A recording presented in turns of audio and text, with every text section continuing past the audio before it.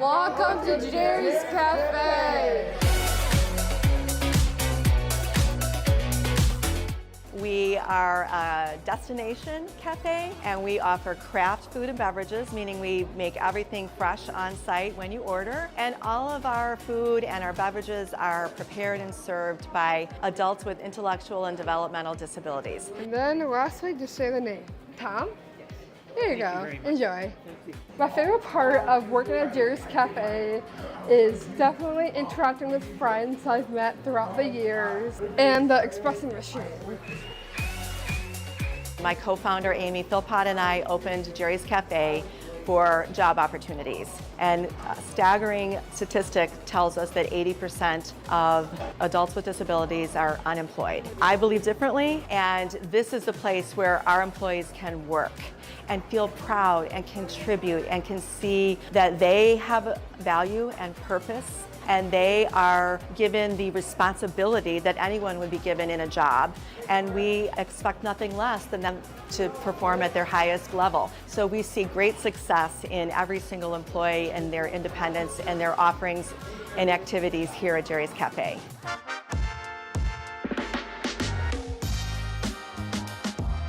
The large, hot, white chocolate pumpkin pie with whipped cream, it is to die for. It is delicious. It's amazing.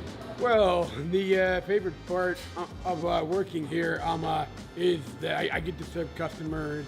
I am a cashier. They understand to include people with us with exceptionalities. I wanted to tell you, I've been watching you today. You're really good at your job. You're doing great. I always am. I always like to serve customers. Customers go first. We are super proud of our partnership with District 214. District 214 has been a supporter from the very beginning of our foundation, and several of the schools have done fundraising and helped us get our doors open to Jerry's Cafe. Proudly, we have 12 or 13 graduates from the District 214 schools who will work at Jerry's Cafe as our active employees. This is where we do our salad prep. This is where we make all the salads. And then over here is the sandwich line. This is where we make all of our sandwiches. I have worked here since day one. I love it here. I love my supportive team members, and I like serving customers. Here is one chicken Mediterranean trip salad. We know that our community members have lots of choices, but we're hoping that you will come and choose Jerry's Cafe. Thank you. When you come inside and engage with our employees, you feel a sense of joy, and you will start your day feeling the best way that you can, with a joyful heart and knowing that Jerry's Cafe has provided you with delicious coffee, breakfast, or lunch.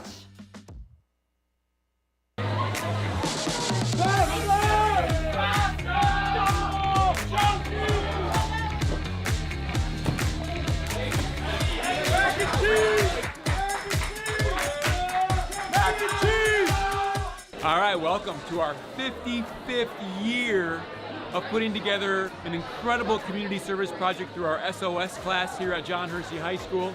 As you can see around me, it is organized chaos, but it is an incredible day for our students to serve our community by packaging and collecting food that's going to be going to local food pantries in our area to support those in need. We're really happy to be able to do the food drive here at Hersey because it really just brings the whole school together, and we are able to help our community and bring the energy with everyone here. Take it out.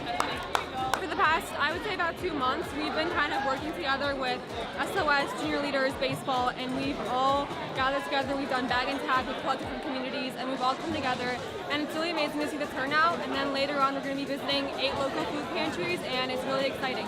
We're just thankful for everyone who's helped each other along the way. It's been really fun. It's a team effort, but it's been so fun.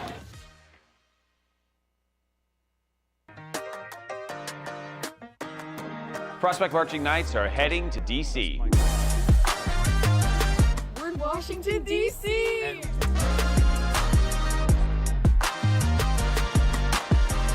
Prospect Marching Knights were invited to travel to Washington, D.C. this year for Veterans Day. So we're taking the band out to our nation's capital. We're going to do some great tours of some of the monuments and the museums and a lot of the sites of D.C. but it all culminates with Test performances on Veterans Day. So we've been working really hard to prepare. Test and we're mic so 1, excited 2. for our students to have Too this hot. opportunity. Throughout the trip, we had a few Cool. opportunities where veterans would actually see our group of students out and about and spoke to our students. So in addition to touring these places, our students were able to actually interact with a number of veterans over the course of the trip, which kind of made everything a little more real and genuine and authentic. So our first day in DC was really impactful and gave our students sort of a big picture overview of the city and some of the history and really set the stage for our performance day coming up.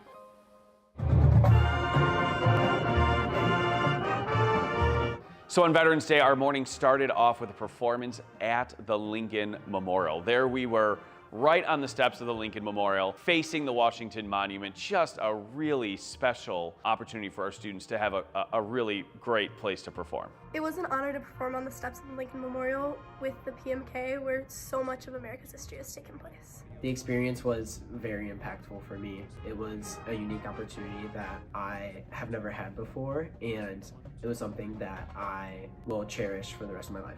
One of our students, Emily Pollock, was also asked to deliver a speech at the Lincoln Memorial. I've always wanted to help people, so I'm going to serve my country.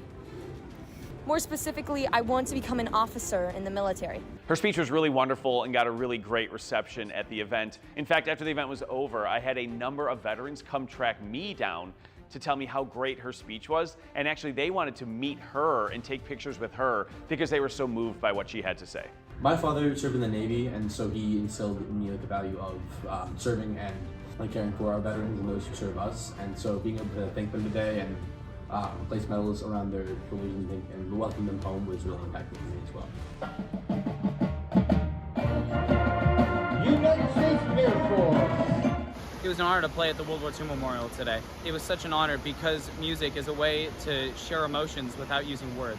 Our performances in DC got a lot of really good responses.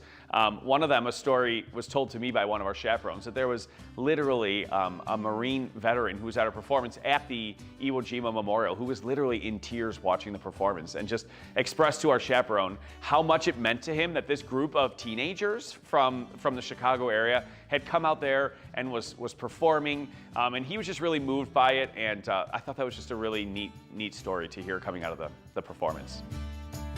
So any trip like this takes a lot of time and energy to put together. I feel really fortunate that our school was very supportive of this endeavor. We had a bunch of parents who traveled with us and did anything they could to make this a great experience for our students. I'm so glad we were able to bring our students to DC.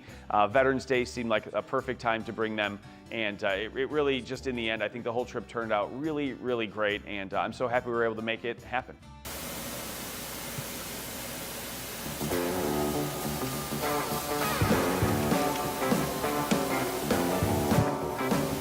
Super excited to have the 9/11 Never Forget mobile exhibit here at Mercy High School.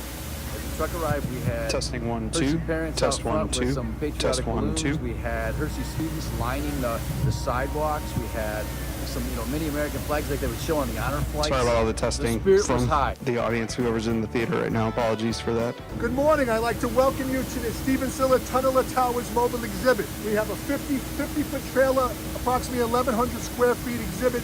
We travel our nation to commemorate the brave sacrifice of the firefighters, police officers that gave their life that day in the greatest rescue and recovery effort in our nation's history. The reason we're here is at Hershey High School to come educate our youth on the happenings of that day, but also the happenings of the days after, and to let them know that it was a huge tragedy.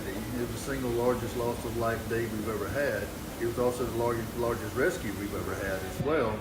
But just all the good that has come from that tragic day. And they're going to learn things that they can't read about. They're going to hear stories that some have never been told, some have been told many times. Test 1, 2.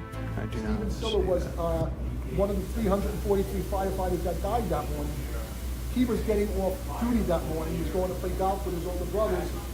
Heard the plane strike, heard on the news that the plane struck the building, turned around, drove back to his firehouse, Squad 1, located in downtown Brooklyn. They had already been dispatched to the disaster. He got his gear, drove his own truck to the Brooklyn Battery Tunnel, where he donned 60 pounds of gear, ran 2.5 miles through the tunnel, mustered up with the rest of the firefighters, and gave his life that day, honoring his oath that he took to protect life and property. So this is about remembering. So we want people to remember, obviously, for adults to remember and for the kids to learn. So we don't want this forgotten. It's not taught in most schools in America. And they have the privilege of talking to people who are there. You know, we can't talk to people who were in the Civil War or these other moments in American history, but they can. And I think that's pretty special. Thanks for having us, and this means more to us than you. This means a lot to these kids. And these kids would be great. They're very respectful, they listen. It's nice to see. A special thanks, especially to the FDNY crew, to the Silver Foundation, to Soldiers Journey Home, to District 214, to all of Hershey. I'm grateful for everybody. A special shout out to Bill Dustin for the Magic Spirit. Special shout out to Chief Harris, Arlington Heights Police.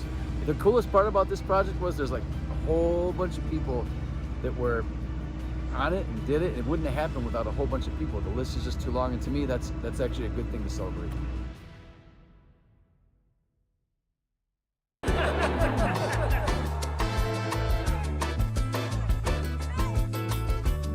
This is the Rolling Meadows Band alumni event, so we decided to get the band back together.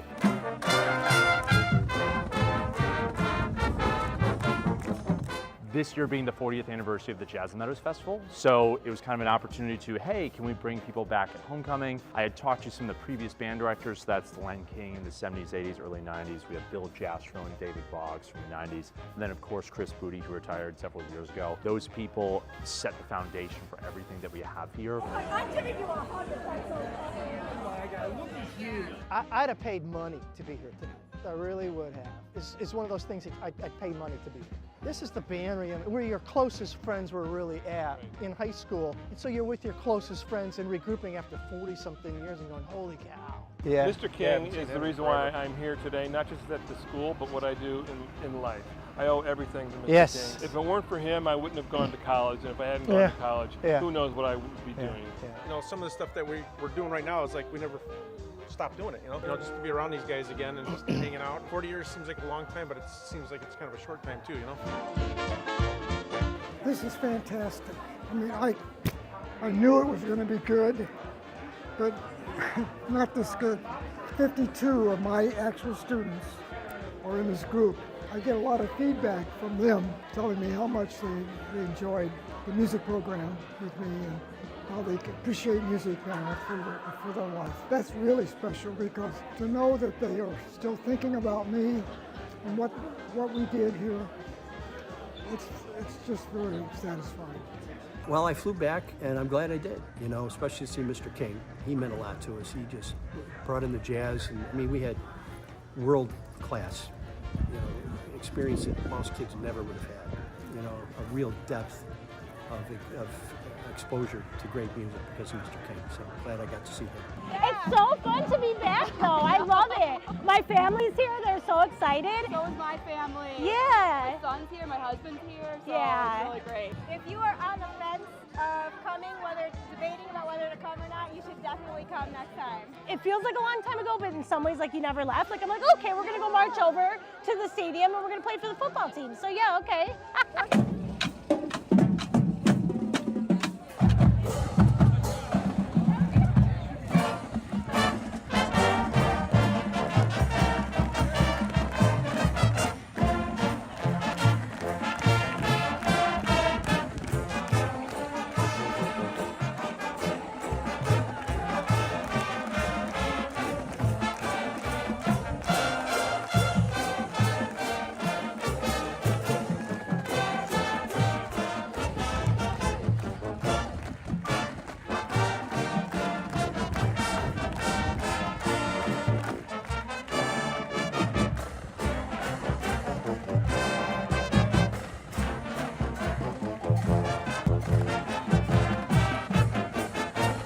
Thank you to all the alumni who are coming here today. I mean, some people are traveling across the country. I know one of the directors came from Arizona.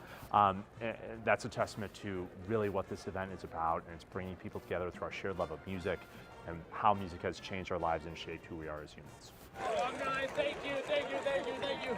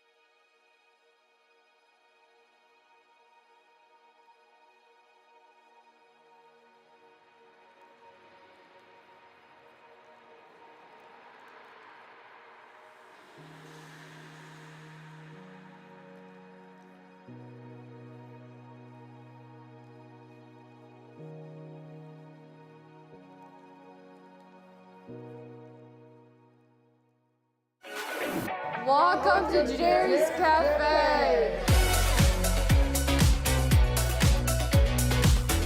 We are a destination cafe, and we offer craft food and beverages, meaning we make everything fresh on site when you order. And all of our food and our beverages are prepared and served by adults with intellectual and developmental disabilities. And then lastly, just say the name. Tom? There you go. Enjoy. My favorite part of working at Jerry's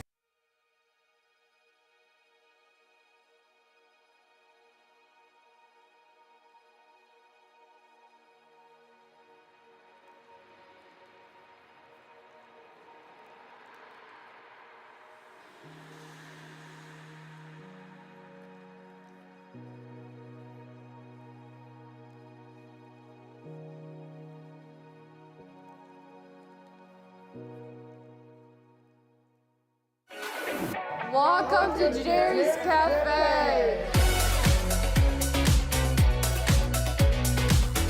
We are a destination cafe, and we offer craft food and beverages, meaning we make everything fresh on site when you order. And all of our food and our beverages are prepared and served by adults with intellectual and developmental disabilities. And then lastly, just say the name. Tom? There you go. Enjoy. My favorite part of working at Jerry's Cafe is definitely interacting with friends I've met throughout the years and the espresso machine. My co-founder Amy Philpott and I opened Jerry's Cafe for job opportunities. And a staggering statistic tells us that 80% of adults with disabilities are unemployed. I believe differently, and this is the place where our employees can work and feel proud and contribute and can see that they have value and purpose, and they are given the responsibility that anyone would be given in a job. And we expect nothing less than them to perform at their highest level. So we see great success in every single employee and their independence and their offerings and activities here at Jerry's Cafe.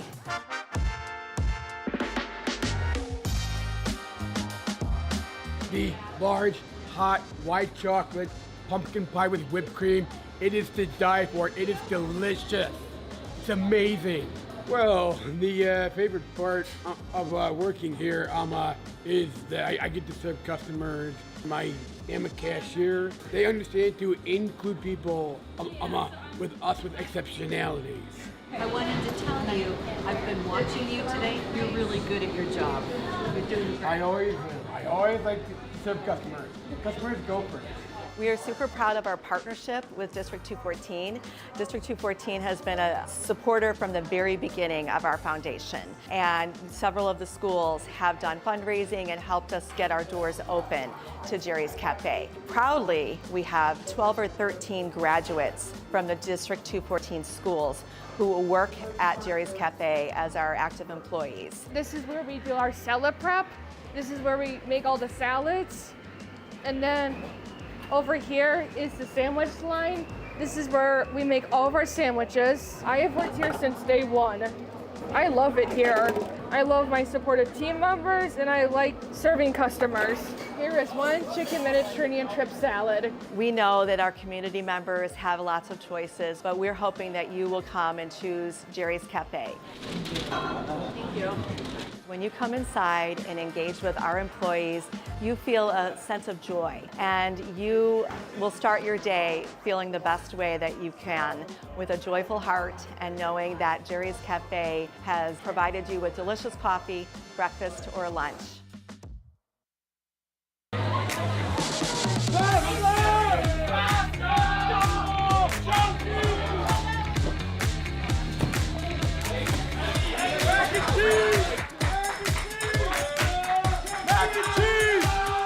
All right, welcome to our 55th year of putting together an incredible community service project through our SOS class here at John Hersey High School. As you can see around me, it is organized chaos, but it is an incredible day for our students to serve our community by packaging and collecting food that's going to be going to local food pantries in our area to support those in need. We're really happy to be able to do the food drive here at Hersey because it really just brings the whole school together, and we are able to help our community and bring the energy with everyone here. Take it out. For the past, I would say about 2 months, we've been kind of working together with SOS, Junior Leaders, Baseball, and we've all gathered together. We've done bag and tag with collective from communities, and we've all come together, and it's really amazing to see the turnout. And then later on, we're going to be visiting 8 local food pantries, and it's really exciting. We're just thankful for everyone who's helped each other along the way. It's been really fun. It's a team effort, but it's been so fun.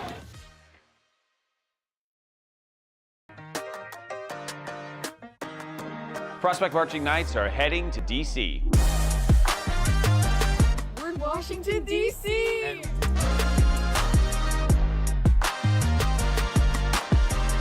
Prospect Marching Knights were invited to travel to Washington, D.C. this year for Veterans Day. So we're taking the band out to our nation's capital. We're going to do some great tours of some of the monuments and the museums and a lot of the sites of D.C.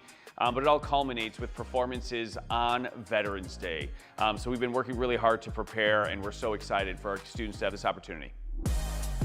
Throughout the trip, we had a few opportunities where veterans would actually see our group of students out and about and spoke to our students.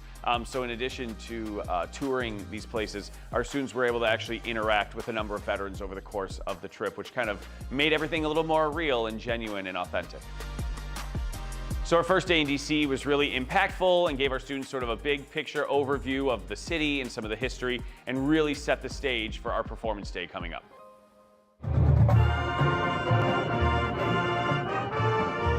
So on Veterans Day, our morning started off with a performance at the Lincoln Memorial. There we were, right on the steps of the Lincoln Memorial, facing the Washington Monument. Just a really special opportunity for our students to have a really great place to perform. It was an honor to perform on the steps of the Lincoln Memorial with the PMK, where so much of America's history has taken place. The experience was very impactful for me. It was a unique opportunity that I have never had before, and it was something that I will cherish for the rest of my life. One of our students, Emily Pollock, was also asked to deliver a speech at the Lincoln Memorial. I've always wanted to help people, so I'm going to serve my country.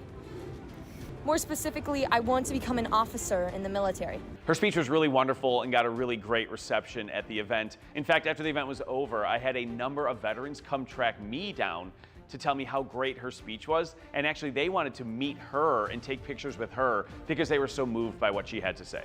My father served in the Navy, and so he instilled in me the value of serving and caring for our veterans and those who serve us. And so being able to thank them today and place medals around their shoulders and welcome them home was really impactful for me as well. United States Air Force. 2, test 1, 2. It was an honor to play at the World War II Memorial today. It was such an honor because music is a way to share emotions without using words. Our performances in DC got a lot of really good responses.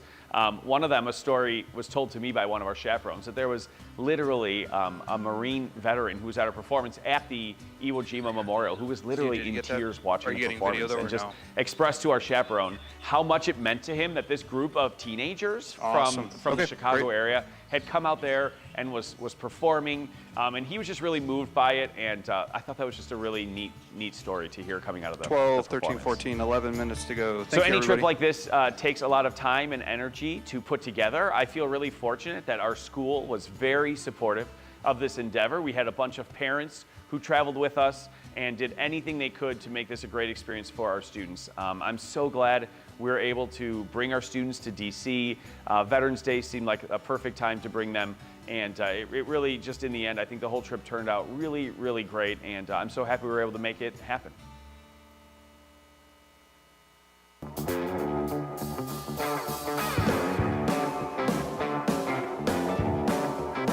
We're super excited to have the 9/11 Never Forget mobile exhibit here at Hershey High School.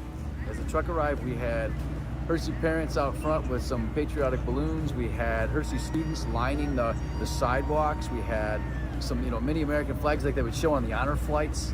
The spirit was high. Good morning. I'd like to welcome you to the Stephen Siller Tunnel of Towers mobile exhibit. We have a 50-foot trailer, approximately 1,100 square feet exhibit. We travel our nation to commemorate the brave sacrifice of the firefighters, police officers that gave their life that day in the greatest rescue and recovery effort in our nation's history. The reason we're here is at Hershey High School to come educate our youth on the happenings of that day, but also the happenings of the days after. And to let them know that it was a huge tragedy. It was the single largest loss of life day we've ever had. It was also the largest rescue we've ever had as well. But just all the good that has come from that tragic day. And they're going to learn things that they can't read about. They're going to hear stories that some have never been told, some have been told many times. Stephen Siller was one of the 343 firefighters that died that morning. He was getting off duty that morning. He was going to play golf with his older brothers, heard the plane strike, heard on the news that the plane struck the building, turned around, drove back to his firehouse, Squad 1, located in downtown Brooklyn. They had already been dispatched to the disaster. He got his gear, drove his own truck to the Brooklyn Battery Tunnel, where he donned 60 pounds of gear, ran 2.5 miles through the tunnel, mustered up with the rest of the firefighters, and gave his life that day, honoring his oath that he took to protect life and property.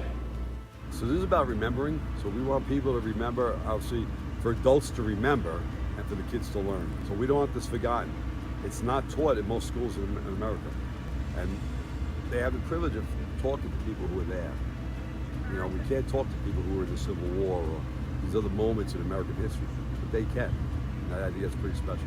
Thanks for having us, and this means more to us than you. This means a lot to these kids. And these kids would be great. They're very respectful, they listen. It's nice to see. A special thanks, especially to the FDNY crew, to the Silver Foundation, to Soldiers Journey Home, to District 214, to all of Hershey. I'm grateful for everybody. A special shout out to Bill Dustin for the Magic Spirit. Special shout out to Chief Harris, Arlington Heights Police. The coolest part about this project was there's like a whole bunch of people that were on it and did it. It wouldn't have happened without a whole bunch of people. The list is just too long, and to me, that's actually a good thing to celebrate.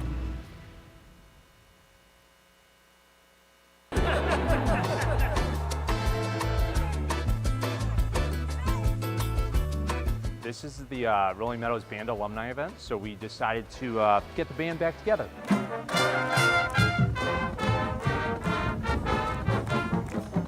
This year being the 40th anniversary of the Jazz Meadows Festival, so it was kind of an opportunity to, hey, can we bring people back at homecoming? I had talked to some of the previous band directors, so that's Len King in the 70s, 80s, early 90s. We have Bill Jastrow and David Boggs from the 90s, and then of course Chris Booty, who retired several years ago. Those people set the foundation for everything that we have here. I'm giving you a hug. I'd have paid money to be here tonight. I really would have. It's one of those things that I'd pay money to be here. This is the band reunion where your closest friends were really at in high school. And so you're with your closest friends and regrouping after 40-something years and going, holy cow. Yeah. Mr. King is the reason why I'm here today, not just at the school, but what I do in life. I owe everything to Mr. King. If it weren't for him, I wouldn't have gone to college. And if I hadn't gone to college, who knows what I would be doing. You know, some of the stuff that we're doing right now is like we never stop doing it, you know, just to be around these guys again and just hanging out. 40 years seems like a long time, but it seems like it's kind of a short time too, you know. This is fantastic. I mean, I knew it was going to be good, but not this good. 52 of my actual students are in this group. I get a lot of feedback from them telling me how much they enjoyed the music program with me and how they appreciate music for their life. That's really special because to know that they are still thinking about me and what we did here, it's just very satisfying. Well, I flew back, and I'm glad I did, you know, especially to see Mr. King. He meant a lot to us. He just brought in the jazz, and I mean, we had world-class, you know, experience that most kids never would have had, you know, a real depth of exposure to great music because of Mr. King, so glad I got to see him. It's so fun to be back though, I love it. My family's here, they're so excited. So is my family. Yeah. My son's here, my husband's here, so yeah. It's really great. If you are on the fence of coming, debating about whether to come or not, you should definitely come next time. It feels like a long time ago, but in some ways like you never left. Like I'm like, okay, we're gonna go march over to the stadium and we're gonna play for the football team. So yeah, okay.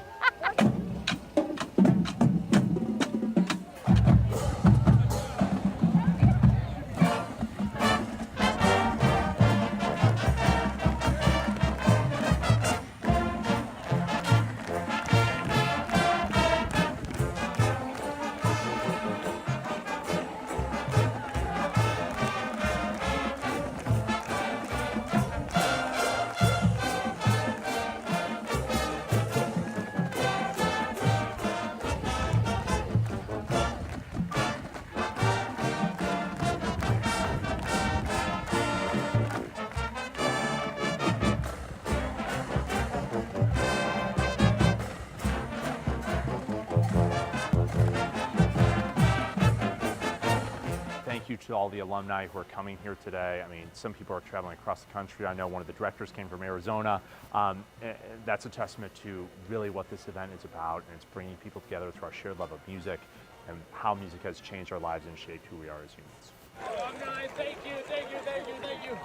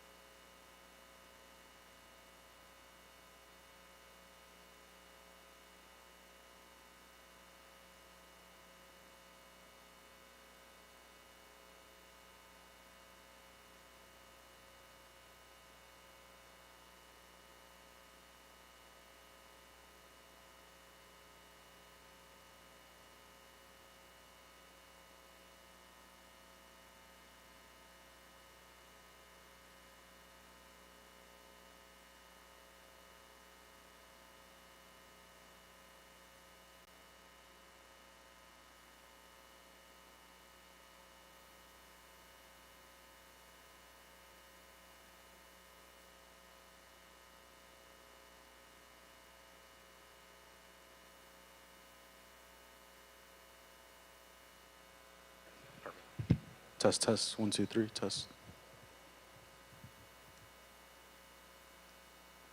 Howdy. Yep, I'm here.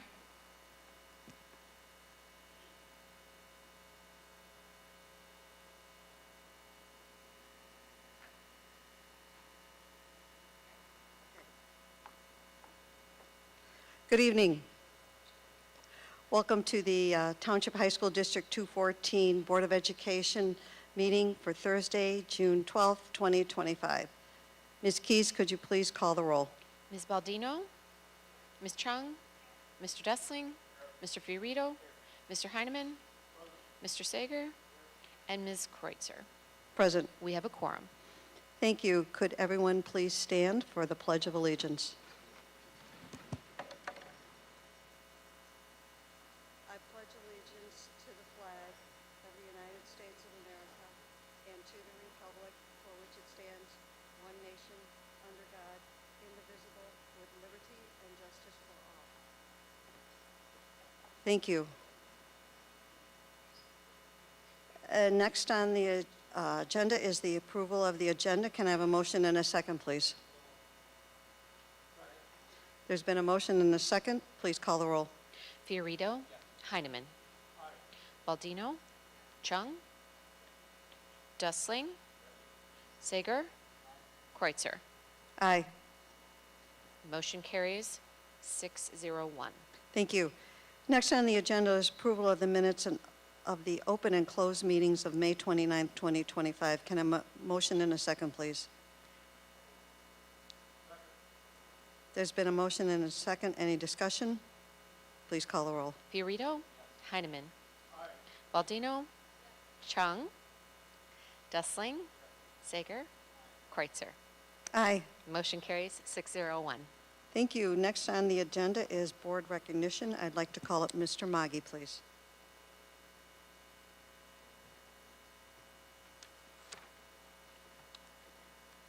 Thank you. Will Board Member Fiorito and Superintendent Dr. Scott Rowe please join me on stage? As you know, we are in summer months here, so folks are very busy, and so that there are people that could not attend this evening, but we will still be reading their names. So first up, we're going to recognize our Howard Lester Award winners. Will Hersey's Nate Mabry and Prospects Veronica Zenaida please come up for the Howard Lester Award for Outstanding Male and Female Athletes for the 24-25 school year.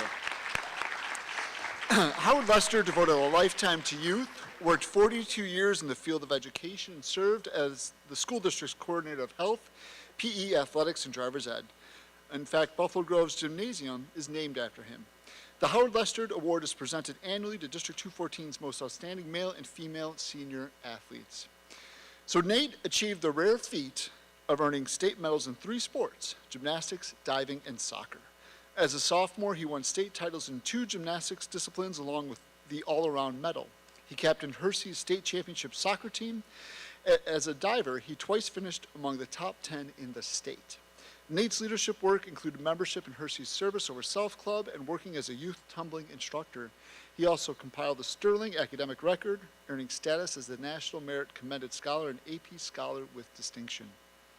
Veronica was a 4-year varsity distance runner in cross country and track and field. She played a key role in Prospect winning team state championships in both sports and also earned all-state, all-area, and all-conference honors in both. Veronica volunteers to assist youth sports programs and excels academically, earning IHSA Academic All-State Honors. She was in the National Honor Society and served as both a Knight's Way leader and peer tutor.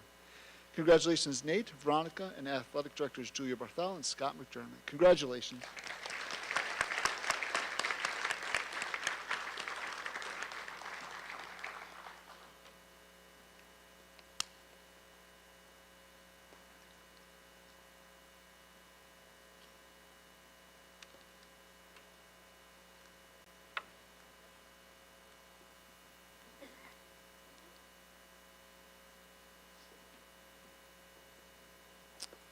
Next, we're going to recognize Perfect ACT.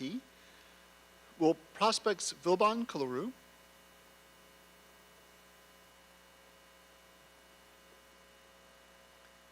Brian Lehner,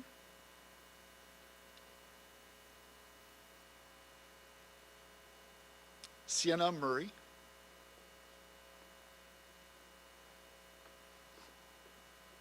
Kyle Runkle,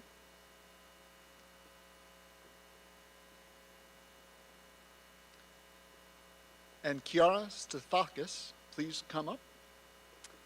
Bethany Chung was unable to attend tonight. With over 1 million students taking the ACT each year, earning a perfect composite score of 36 places these students among the top academic performers in the nation. Achieved by less than 1% of test takers annually, this rare accomplishment is a testament to their exceptional academic ability, dedication, and perseverance. This accomplishment marks the beginning of what we are confident will be a future filled with continued success and remarkable achievements. Congratulations, Bethany, Vaibhav, Brian, Sienna, Kyle, and Kiara. Congratulations.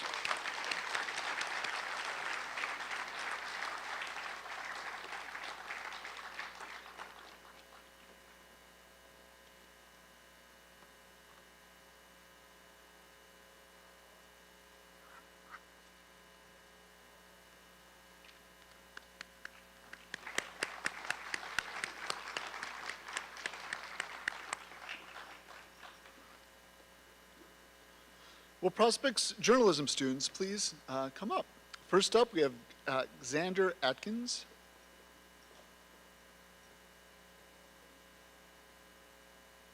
Abby Demoski.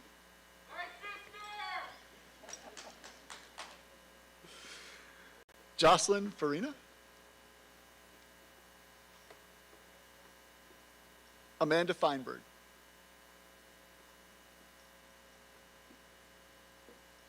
Ann Legowski.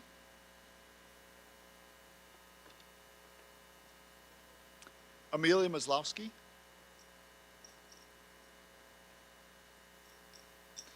Charlotte McGowan. Chelsea McGowan. Ben Mitchell.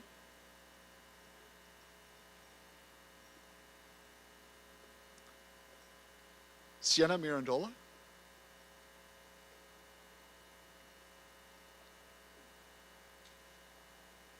Kenny Muñero.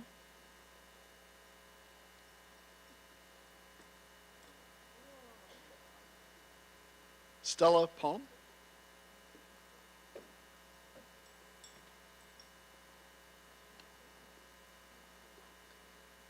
Matthew Pulver.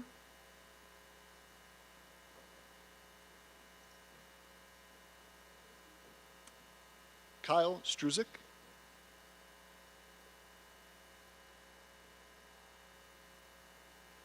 Claire Weinkoop. Unable to attend are Sage Gilliland and Dylan May.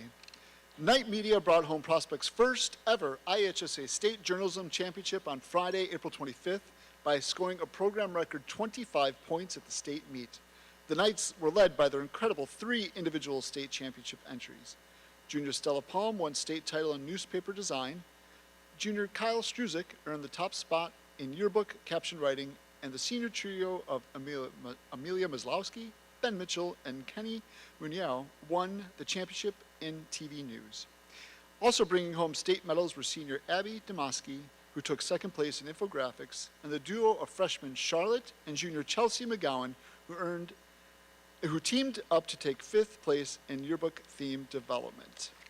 This was the 7th consecutive year that Knight Media placed in the top 7 at the state meet, and the 4th time they brought home a trophy for finishing in the top 3. But it was the first time they got over the proverbial hump to bring home the big prize. Congratulations, Prospect Journalism students and advisors Jason Block and Nicole Stoltz. Congratulations.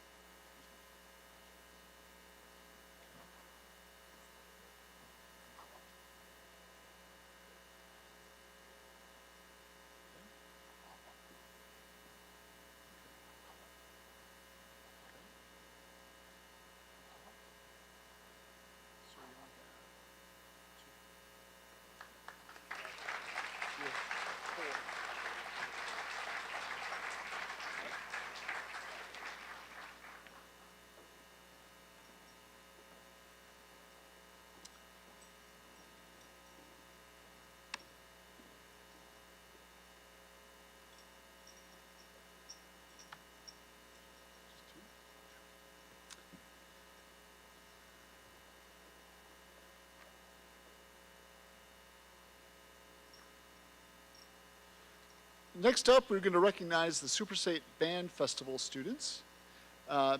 Each year, bands from across the state audition to be selected to the prestigious University of Illinois Super State Festival. This year, we are proud to announce that 2 of the 12 Class A 2A bands selected were from District 214. This evening, representing Buffalo Grove High School, we have 2 students. That is Brandon Geithner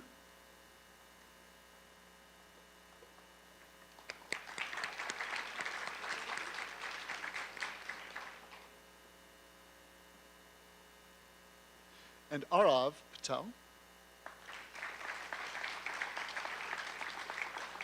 Many students were not able to attend this evening, as well as Principal Jeff Wardle was not able to make it, but he is super proud of the Buffalo Grove band students. And congratulations to these students and Director Vince Gianulli.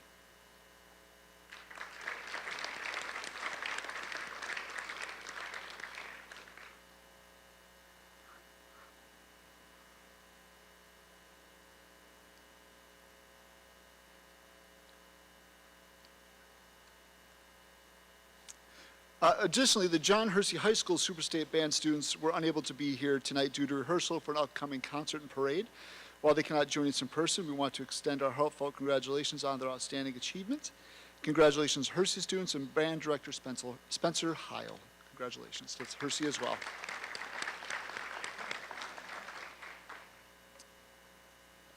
Prospect High School's Allie Linky is unable to attend tonight, but she earned all-state honors after a record-breaking season at Prospect, setting new school marks with 585 points, 360 rebounds, and 103 steals. Averaging 16.7 points and 10.3 rebounds per game, she was named MSL East Player of the Year and surpassed 1,000 career points while helping lead her team to its first sectional final appearance since 1989. A junior captain, Allie set the tone with her relentless work ethic, whether dominating on the court, leading early morning weight room sessions, or constantly improving her game. Unselfish, positive, and deeply committed to her teammates, she's the kind of player every program hopes to build around. Congratulations, Allie.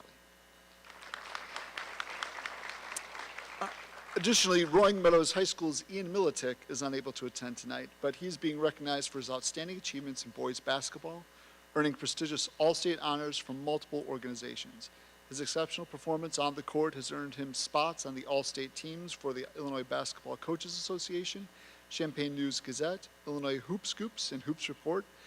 Ian's dedication, leadership, and skill have set him apart as one of the top players in the state. Congratulations to Ian and Coach Kevin Katovich. Will Hersey's Gracie Lasota please join us?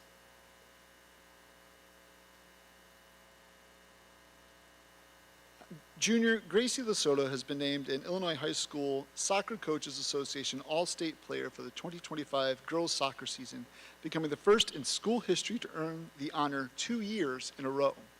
This season, she scored 23 goals and tallied 6 assists, bringing her career totals to 61 goals, second most in program history, and a record 151 career points.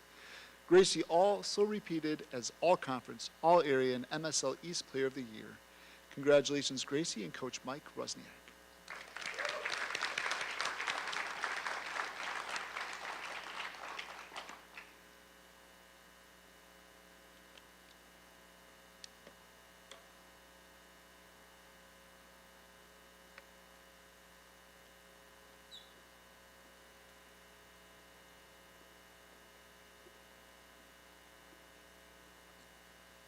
Will Rolling Meadows' Nora D. Maria please join us? Nora D. Maria is being honored for her incredible accomplishments in track and field. Competing at the highest level, she earned the title of IHSA 3A state medalist, capturing second place in the pole vault. Nora's strength, focus, and relentless determination propelled her to the top ranks in the state, and her achievement stands as a testament to her hard work and dedication to the sport. Congratulations, Nora, and coaches Charlie Henry and Steve Damhauser. Congratulations, Nora.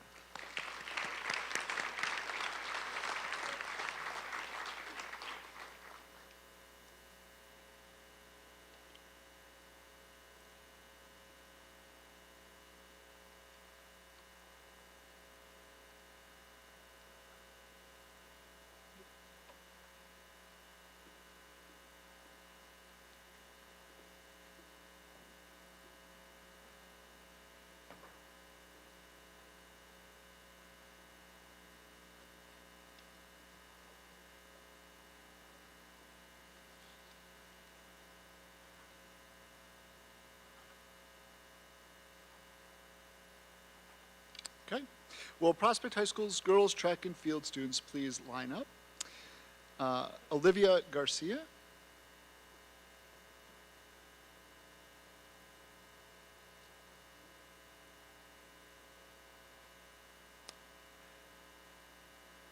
Allison Kalkbarth.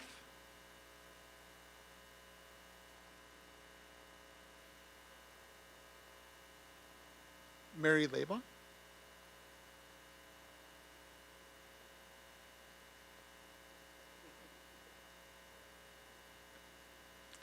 Eva Lapis.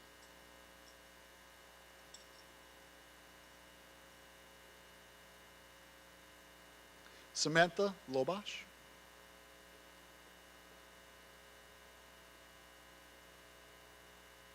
Nikki Niebergy.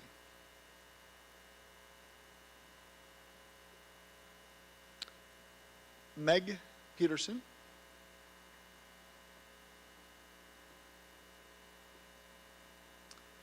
Veronica Zenaida. Unable to attend tonight are Ella Benassi, Charlotte Connor, Olivia Farina, Amita Hadzamotovic, Diana Skolomoska, Grace Sokol, Audrey Umali, and Ireland Whitehart. In addition, Elise Freeman, Brooke Neary, Anna Debrugi, Samantha Skolonsky, Julia Wadahovich, and Anna Zajac. The Knights brought home their 4th team trophy in 4 years, while also winning the 4x800 championship for the 5th year in a row. Individual and relay team accomplishments included Meg Peterson placed 4th in the 800-meter run, Anna Niebergy placed 6th in the 200-meter run, Amita Hadzamotovic placed 6th in the 300-meter hurdles. The team of Elise Freeman, Anna Niebergy, Nikki Niebergy, and Diana Skolomotska and Samantha Skronsky placed 3rd in the 4x200-meter relay. The team of Amina Hadzamotovic, Mary Leba, Nikki Niebergy, Meg Peterson, Diana Skolomoska, and Samantha Skronsky placed 4th in the 4x100-meter relay. The team of Ella Benassi, Ellison Colcorth, Mary Leba, Meg Peterson, Ireland Wildheart, Anna Zajac, and Veronica Zenaida were state champions in the 4x800-meter relay. The team of Amita Hadzamotovic, Anna Niebergy, Nikki Niebergy, and Sam Skronska was state runner-up in the 4x100-meter relay. Congratulations, prospect students and head coach Pete Wintermute and assistant coaches Ian Arms, Kyle Plate, Michelle Brunette, Michael Schaffis, Vince Shields, Dave and Judy Robb, Ryan Hopper, and Sarah Harding. Congratulations, prospect.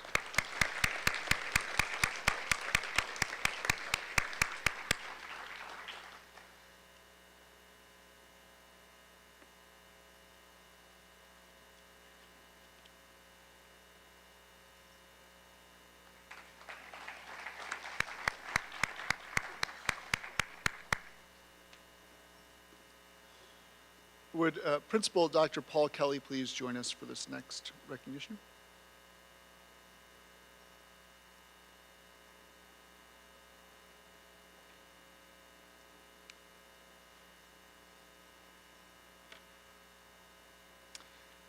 Tonight, we are proud to recognize a true Elk Grove High School legend, Coach Ken Grams. Coach Grams, could you please join us?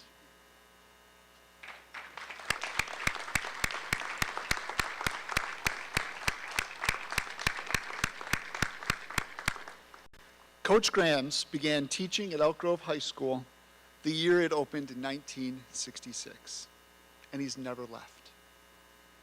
For 44 seasons, he has led the Grenadier softball team with passion, excellence, and heart. This spring, Coach Grams earned his 1,045th win, making him the winningest softball coach in Illinois history.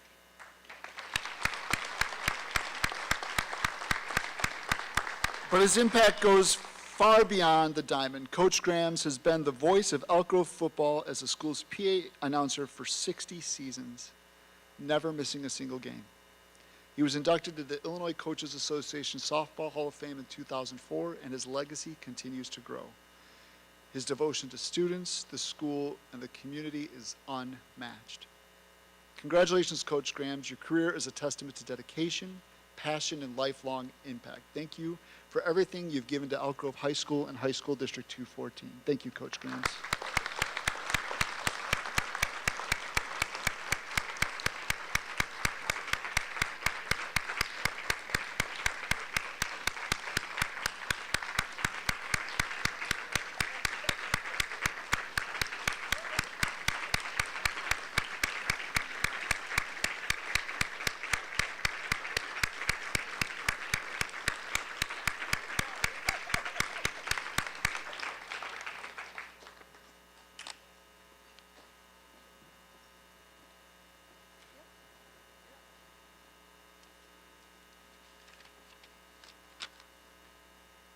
great. I have to follow that. Good evening. I am Frank Fiorito, Vice President of the Board of Education. I want to thank all of you for joining us tonight as we celebrate the best of the best. We know how busy the start of summer can be for our D214 families, and your presence here speaks volumes. One of the things I admire most about our students is that they always give the best, no matter the arena, whether it's academics, athletics, or the performing arts.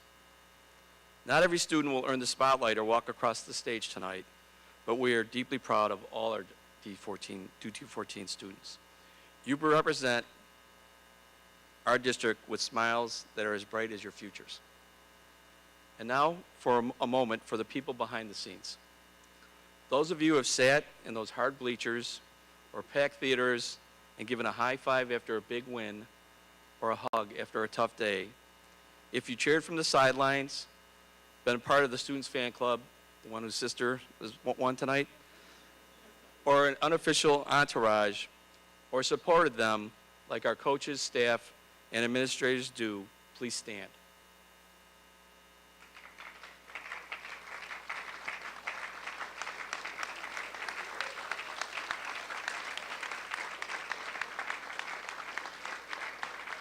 You may not be crossing the stage tonight, but someone you love did. And for that, you deserve to be celebrated too. Please join me in giving these incredible supporters the round of applause they so richly deserve.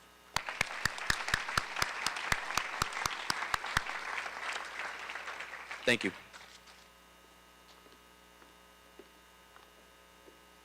Thank you, everyone. And this concludes the student recognition portion and Ken Graham's recognition this evening. And we're going to recess for a few minutes, and we're going to continue the Board of Education meeting in the boardroom, and you're all welcome to come. If not, have a great summer.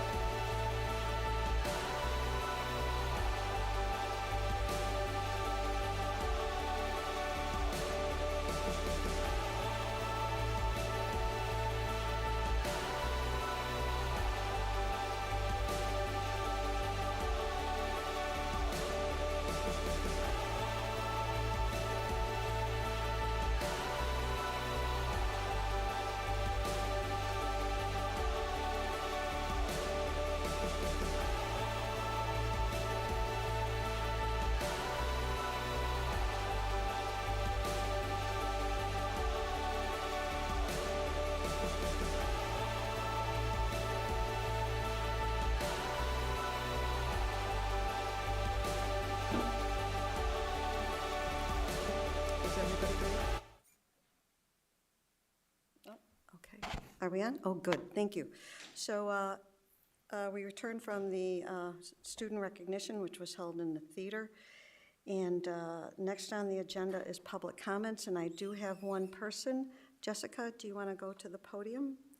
And I'm going to read this. The Board of Education and the district value comments from the community at our meetings as well as emails. We appreciate everyone appearing before the board and treat all with courtesy and respect. The Board of Education asks each person to please limit all their comments to 3 minutes. However, several people want to address the board on similar topics. The board president may limit the time to 2 minutes per person. The public comments agenda item will be the only time that the Board of Education will hear public comments during meetings. Although comments may be made on almost any matter related to the operations of schools, comments will not be allowed identifying individual students or staff members. As this is the Board of Education business meeting, the board practice is not to respond to public questions or comments at this time because it is not an open-ended forum. However, we do listen carefully. If requested, a written response will be provided. Please ensure that Ms. Keys has your full name and address on file. To be fair and consistent with all addressing the board, the same protocols and procedures must be in place for everyone. The green light indicates your time has started, the yellow light indicates it's 30 seconds, and the red light indicates 3 minutes have expired. So please state your name, and you may begin. Dear members of the Illinois State Board of Education, I'm a concerned parent of 2 students at Wheeling High School, one graduating senior and another current freshman. I'm writing today to express my deep concern about the non-retention of my son's math teacher, one of the most exceptional educators my children had, and the failure of the district leadership to engage families transparently or respectfully in this decision. On May 23, 2025, I sent a detailed letter to the school principal, associate principal of instruction, and superintendent. And as to the June 12, I have received no response or acknowledgement. This silence contradicts the Illinois Educator Code of Ethics, which emphasizes family collaboration and the best practice outlined in the ISBE Family and Community Engagement Framework. My son's math teacher is not only a highly effective and respected math teacher, but a rare and invaluable presence as a male teacher of color in a school where over 60% of students are students of color. His teaching style builds confidence, critical thinking, and a sense of academic belonging. He's the only math teacher my son constantly described as encouraging, respectful, and genuinely invested in their growth. In contrast, my daughter experienced discouraging and disrespectful behavior from other teachers in the same department. I informed the principal and department head of these issues, and the situation was serious enough that the one teacher had to apologize.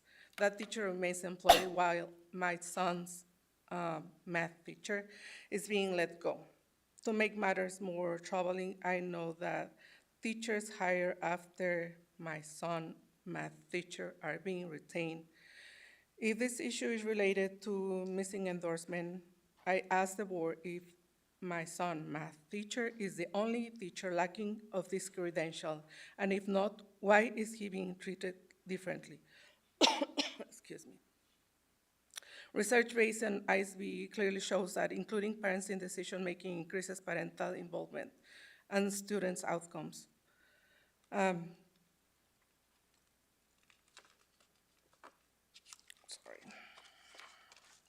The ISB Family Engagement Framework encourages the schools to create authentic partnerships with families. This means soliciting parent input through forums and surveys actively, empowering parents to participate in school improvement decisions. In this case, parental voices have not been heard, and one of our most effective equity-minded educators is being dismissed in silence. Thank you. Thank you. That's all that's signed up for public comments. Thank you. Next on the agenda, we have one action item. Can I have a motion and a second for 8-1, please? So moved. Second? There's been a motion and a second. Discussion? Please call the roll. Was that Fiorito? Yes. Thank you. Fiorito? Yes. Chung? Yes. Baldino? Yes. Dessling? Yes. Heineman? Aye. Sager? Aye. And Kreutzer. Aye. Motion carries 7-0. Thank you. 911, please. Dr. Rowe. All right, what you have before you this evening is an update, or normal press updates. For anyone not super familiar with press, we get these updates through an IASB service that keeps our policies up to most modern legal code, and then they obviously add new policies as they come through laws from the General Assembly. Tonight before you have quite a sizable press packet. There's only one new policy. Most of the policies in here are updated legal notes and footnotes, and then maybe most notably an update to Title IX legislation that basically reverts this Title IX back to the 2020 version of Title IX.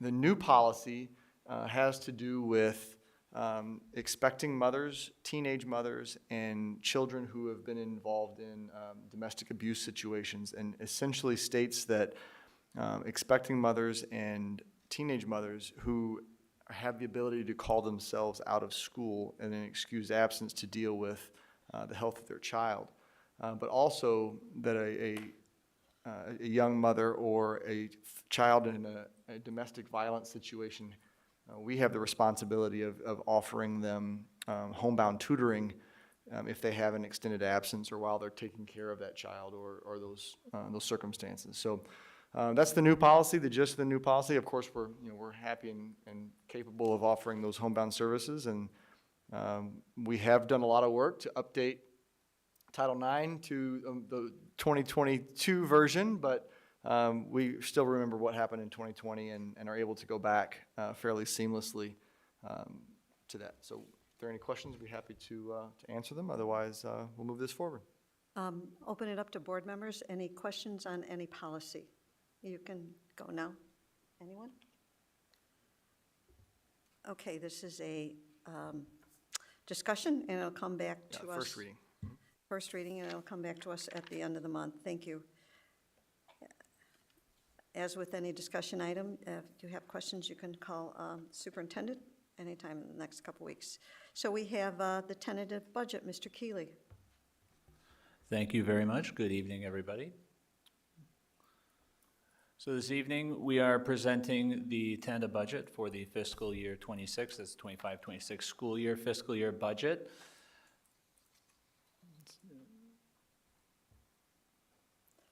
Take the clicker a second to wake up.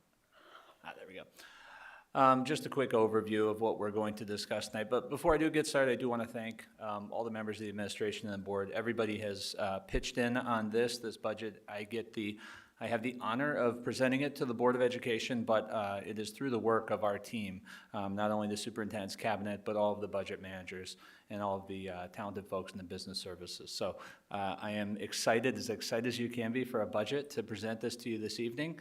And so the overview is we're going to go over the legal requirements, talk a little bit about the budget cycle, and then get into the numbers after that. As always, please interrupt and ask questions at any point in time. I'd be happy to answer them. If I don't have the answer, I'll get them to you. So again, the legal requirements for the budget, we show this every year. We do have to present the tentative budget and put it on display for at least 30 days prior to the public hearing for the final budget. We will publish a notice of the public hearing in a newspaper. We will conduct the public hearing. This year, just as a note, the final budget will be moved from the August to the September board meeting. You'll hear that a few times tonight. I'll probably forget to not repeat myself, but that's important to know. I think that gives us the opportunity to include more information when we bring that final budget to you in September. So looking at the budget process and the calendar, I kind of like to say this is the continuum of the budget. It never ends. We're usually working in more than one budget at a time. Right now in our financial software, we're flipping back and forth between next year and current year as we prepare for next year. So here we are in that June to August timeframe with the tentative budget approval and then putting on display. But as you can see, what led up to this, a lot of work with our folks within the district to understand where we're at with our current fiscal year budget, what's working, what isn't, and what our needs are going to be into the next year. So some of the assumptions that go into it, we always start with revenue. What are our resources? What is available to the district to meet the needs of our students? And as always, the tax levy is the largest source of revenue for the school district. It accounts for 83% of our revenue in the current fiscal 26 tentative budget. That is made up of the fall collections, which is from the 2024 tax extension. And then that is, of course, pending the final calculations from the county. And then we also do a calculation to estimate 55% of the spring, of the prior year collections. That makes up our spring budget, our spring collection in this current tentative budget. That's a Cook County factor that is used. Yes, sir. I just wanted to ask for everybody here in our listening audience, does the fact that the possible delay in the county tax collections, does that impact the budget at all? It does not impact the budget per se because we will collect it within the normal time frame. It may have a immaterial impact on our cash flow. We do have a conservative operating cash flow in our portfolio, so we're always funding our needs very conservatively. At this point, based on what we're hearing from the county, we don't see it being an issue, but I know for members of the board that have been on the board for a while or you know, residents of Cook County, it sure sounds like things that have happened in the past. Our hope is that they can get over this hurdle. Okay, thank you, Tim. For sure. Next up, oh, and then the last thing on the tax levy, we do review our historical collections. And in our modeling, we look at our historical collections and we utilize that for our forward-looking revenue. And this year, one of the things that we've noticed is a significant amount of very small dollar tax objections and refunds. The corresponding refunds are hitting this spring. And so we're tracking that. Now, with the new law, we will recapture that. But there's a full levy cycle delay before we get that. So we're taking the hit right now on the revenue side here with those refunds, but we'll be planning for those in the fiscal 27 budget. Our CPPRT, that's the Corporate Personal Property Replacement Tax, that's through the state. You may recall that number came out last year on the day that we presented the final budget, and that's the very reason, or one of the big reasons, we're moving that final budget to September so that we can wait for the Department of Revenue to produce that number for us. In our current tentative budget model, we have about a 10% reduction from our current year collections as a conservative number, and we'll look at that before final budget and tighten that up. And then last but not least, because we do talk a lot about our TIF districts here, the district has 18 active TIF districts right now. We do attend the joint review meetings. We do appreciate all the information the municipalities give us, and from that we're able to track to a certain degree the amount of surplus that we're getting every year. And so we do account for that revenue, and that is accounted in the tentative budget. As far as high-level expense assumptions, we are expecting a stable enrollment. Our staffing costs, which are you'll see in a chart later, that's the majority of our expenses here in the district. They are aligned with our collective bargaining agreements and with our staffing needs going into next year. Again, we use the word tentative. There may be some changes, and those will be picked up in the final budget. But when we do the tentative budget, we do it with a level of conservatism, and so we do build that in just in case there are additions prior to the start of the school year. And then our benefit increases are aligned with what our insurance committee is seeing. We've got our outplaced tuition. It's modeled based on our current enrollment, and by the time we do our tentative budget, we'll know our enrollment there. There will be some variability, but our student services and special ed department do a great job of tracking that. And then, of course, we do include the capital needs in our budget. Mr. Ewing and his team provide that to us, and we monitor what the cash flow needs are there and apply it to the budget accordingly. So again, our property tax, we're looking at it being capped at 3.4%. That doesn't include any new property. The CPPRT, again, is estimated. We expect to get that number in August of '25. Our investment earnings, you'll see it in the chart here in a little bit. It will appear that it's going up significantly. It's not. Our budget is being increased to align with our actual portfolio performance. Evidence-based funding continues to be flat for us. And then we'll see a significant decrease in federal funding in one of the charts because our final ESSER CARES Act funding has been expended. So again, our revenue sources, the majority of it coming from local sources. So again, 83% of all revenues come from the levy. If we look at the total budget, 92% of it is coming from local sources, with a smaller portion coming from state and federal. I believe last year, if I remember correctly, state and federal were both about 5%. So here's the table showing our major revenue sources, and in the final column you can see the difference year over year, and we break it down by the source again. So if we look at our local sources totaled up, they're going to go up, and we're anticipating they'll go up about 2.2%. You see some really big numbers there. That CPPRT down 39%. Again, the budget was set at a number prior to the state coming out with their figure. We're collecting just north of 10 million this year. So it's a more realistic budget that is aligned more to our actuals. And then the investment earnings is similarly changed because at this point, I believe when we closed the books last month, we were just north of 7.5 million. And our actual portfolio is telling us for next year about 7.5 million. So that is kind of, I look back last year, there was about a 30% increase on the investment budget. We were very conservative with it coming out of COVID for obvious reasons with the pandemic and the markets. So I think we're in a place now where our portfolio is diversified enough and we have a little more certainty there. In our state aid, you can see our transportation aid going down just over 10%. That is directly related to our transportation expenses. So if we anticipate a decrease in transportation expenses, we would expect a decrease in the reimbursement we receive from the state. So kind of a good sign. And then our other categoricals are going up. Those are monitored by a grants department, and I do know a couple in particular. I think our CTEI is having a little bit of a bump this year, but those grants are really based on the timing.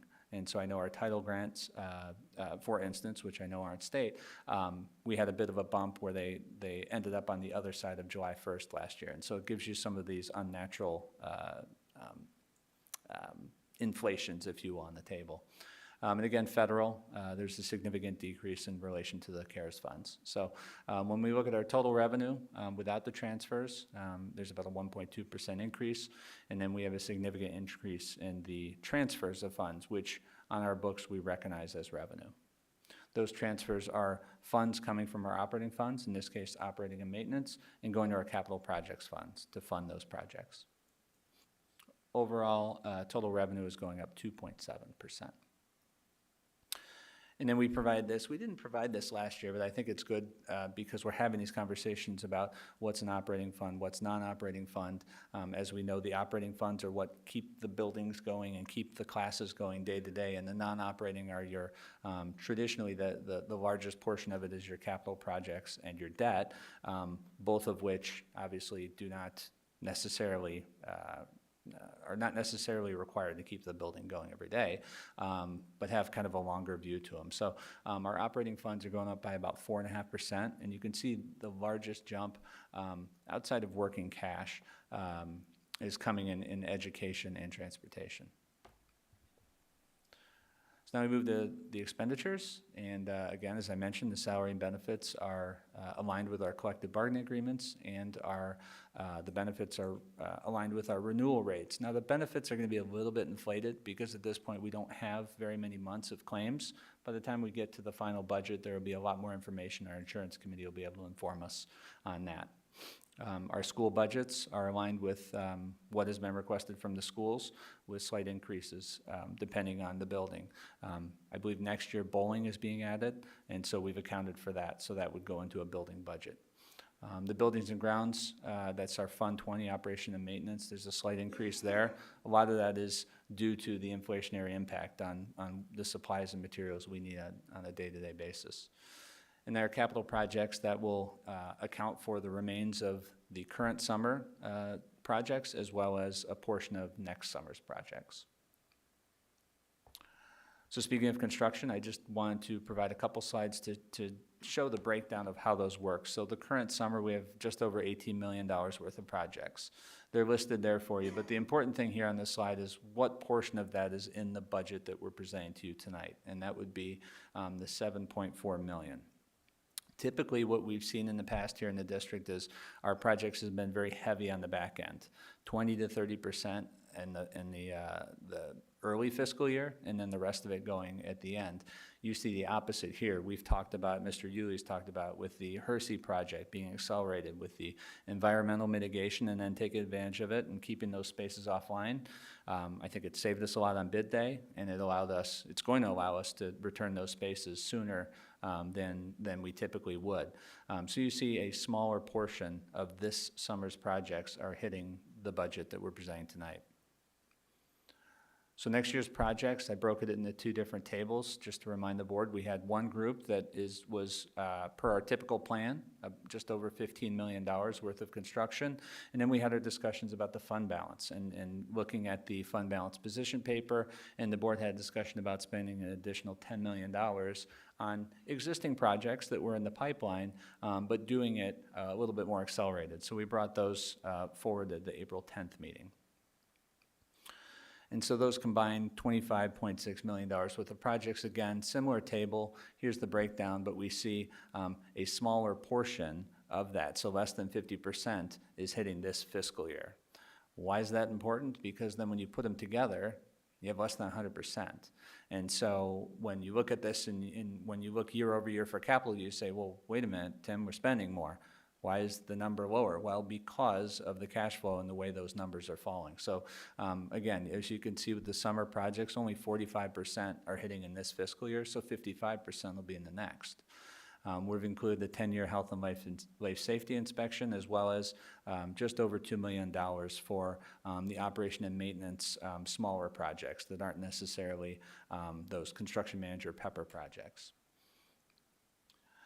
Additional expenditures, we've talked a lot about food service here at the board table, and of course we have been meeting with Quest to work on the transition, and we've included all expenses related to that in the budget. For technology, we have, from Dr. Budzinski, we have the replacement plan and his budget included, and then as I mentioned before, we've included the transfer of funds. Transportation, we see an increase in transportation. I'm sure, especially newer board members coming from the feeder districts, you're used to seeing double-digit increases. That's what's happening in the market. The wages are going up, rightfully so. They're having trouble finding drivers. However, our increase is not going to be very significant this year as a result of a lot of the work that the transportation department's done and finding some efficiencies and really looking at our ridership and making sure we're putting our assets where they need to be. And then again, I mentioned it earlier, our tuition for NSSEO, our outplaced students. And then in addition to that, there's a long-term capital plan with NSSEO that's included. Our portion of that expense is included in the budget. So here's a pie chart showing our expenditures. As we know, the majority are from salary and benefits, nearly 70%, and that is typical, with purchase services next. So that'd be our transportation, our architect fees, our professional fees, et cetera. So here's our expenses by object. So object is how are you spending the money? And as we know, salaries are going to be the largest one. We see an increase of about 4% on salaries, and so there have been some efficiencies, but then also that includes any of the collective bargaining agreements. For the benefits, again, you see a 13% increase. I do not imagine that will be 13.2% in final budget. We will get more information, and right now we're being guarded with that increase. All others are fairly aligned. Again, you see capital outlay going down 4%. That's why I showed those other slides, because I knew we'd have that question. It seems to be going down. Well, the portions we're paying in this fiscal year are lower than the prior. All told, expenses without transfers are going up about 4.4%. And then, of course, we include the transfers. which is a significant increase year over year to fund the additional projects, and we see about a 5.8% increase in expenses. Then we do the same exercise with the expenses to show you the operating expenses versus the non-operating. And as you can see, the majority of that increase is in the ed fund. That's what's happening in the classroom. We like to see that, of course. And then in the operation and maintenance, as well as transportation, they're below the average of those increases. So that's kind of a sign, kind of a high-level sign of the efficiencies we're finding. All told, the operating expenses are going up about 5.3%. All expenses are 5.8. So I have just 2 slides left. So our overall operating budget, again, I show this slide here. This shows our operating budget, the revenue and the expenditures for that operating budget without any other transfers or other outside non-operating activity, and it shows about $12 million surplus. And so if the board were to go along and continue doing construction and say, you know what, we're getting close to that fund balance number that we don't like, this shows, well, we have a little bit of room to be able to continue to operate before we have to start looking at operational efficiencies.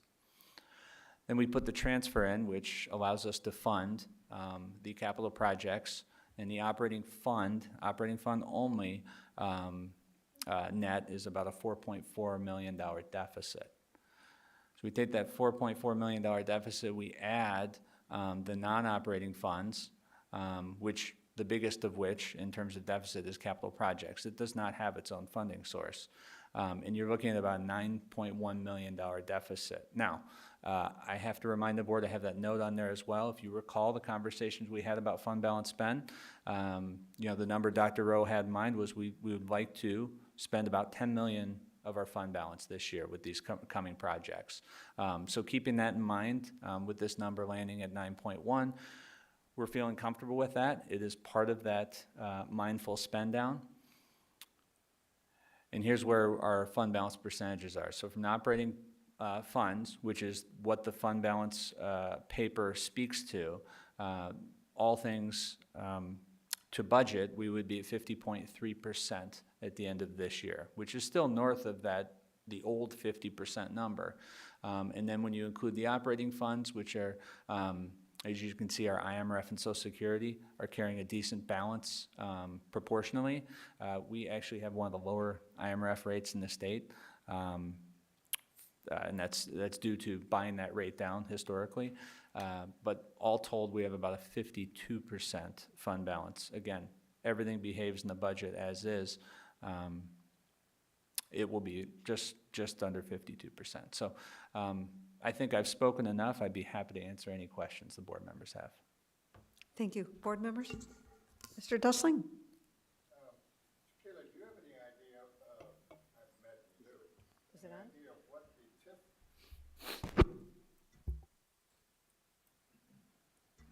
Thank you. The TIF amount, we have 18 TIFs. What's that effect on our dollar-wise annually? Put me on the spot. That's a hard number to come up with, but I will say that it is offset by the surplus that we're receiving. I think in this district, our TIFs perform pretty well, especially in Wheeling and Elk Grove. And not to discount the others, but we do receive a decent amount of surplus from them. But I can provide the latest and greatest update on the frozen AV from our master TIF listing to you after the meeting. That would be good. I didn't mean to put you on the spot, certainly, but I remember when we had like 13 TIFs, the effect on us was like $15 million a year, as I recall, somewhere between 15 and 18, that we were losing, if you will, based upon it being set, the TIF being set, you know, at a rate that didn't go up for us. So it's interesting. I've been looking at a lot over the last year or so, and you know, one of the good things about having so many TIFs is there is a bit of a cycle there, and some of them are rolling off. And again, the ones that are currently in place are generating significant value increases that we will see. It's kind of like the analogy I used with the property tax rebates, where we get made whole at the end. It's a little bit longer cycle, right? It's over 20 years. But however, without these TIFs, I do wonder, would that value be there, right? If truly blighted properties, and you know, to the credit of our municipalities, we don't really have any TIFs that are kind of, you know, just idle, if you will. Underwater. I do understand that, but during that 20 to 25 year cycle, or if we extend it beyond that, somebody's gonna pay for what it's gonna be our expenses, and that means our taxpayers. That is correct. Cover that. Or we cut down that amount and not spend that dollars. I understand that there are good TIFs. I understand there's also TIFs that are suspect, but I think the majority of them have proven that over time, the value has increased in those areas. It's just waiting for the value to increase, you know? Mm-hmm. Thank you. Thank you. Anything? Frank, anything? Okay. Board members? Dr. Chung? Thank you so much, Mr. Keeley, for your presentation. Can I say something and you just tell me is that right or wrong? I just want to make sure I understand. So our operating budget is balanced. For our total FY26 budget, there is that deficit of about $9 million, which we will address with that planned use, right, of the fund balance of $10 million. So so you wouldn't call it's a deficit budget because we're planning to use that overall. It is sometimes a difficult concept because we have a balanced operating budget. Yeah. And that's the key. You know, we have a balanced operating budget. We are structurally sound operationally, but then when you start transferring large amounts of money, in this case $60.5 million, from those operating funds, they show on your budget as an expense. And so that's why I showed it without it, and that was that $12+ million surplus, if you will. Yeah. So of that 16 million, 12 of that is actual surplus that's just being moved. Okay, all right. Thank you. Board members? Historically, federal funds have been at 3%. I'm not, if you take ESSER out, because that was that 3 years? Yeah. Historically, it's been 3%. It really hasn't moved much, I don't think, right? That's true here for our district, absolutely, because the amount of title funding we get is a large number, but it's not a large percentage of our budget. And one of the things that we noticed when we were doing this, if you look back prior to the pandemic, I'm looking at our federal funds, 8.3 million, we were just south of $8 million in fiscal 29, I believe, or fiscal 19 rather. And so we're kind of, you know, right back where we were, this very shallow increase of a figure after that kind of CARES and ESSER bump. Right. The community member asked me that. There is a document that shows the year TIF was created and the year it's supposed to sunset. I haven't seen that in a while, so any TIFs coming off in the next year? Yeah, Dr. Rowe and I just reviewed that the other day. I don't have it up on my computer. Well, if you could send that to the board, I think that would be helpful. Mm-hmm. And so, you know, got to remember we have 3 new board members here, so they're looking at a larger area than they're used to here. If you could go back to the slide that had the 2025 construction.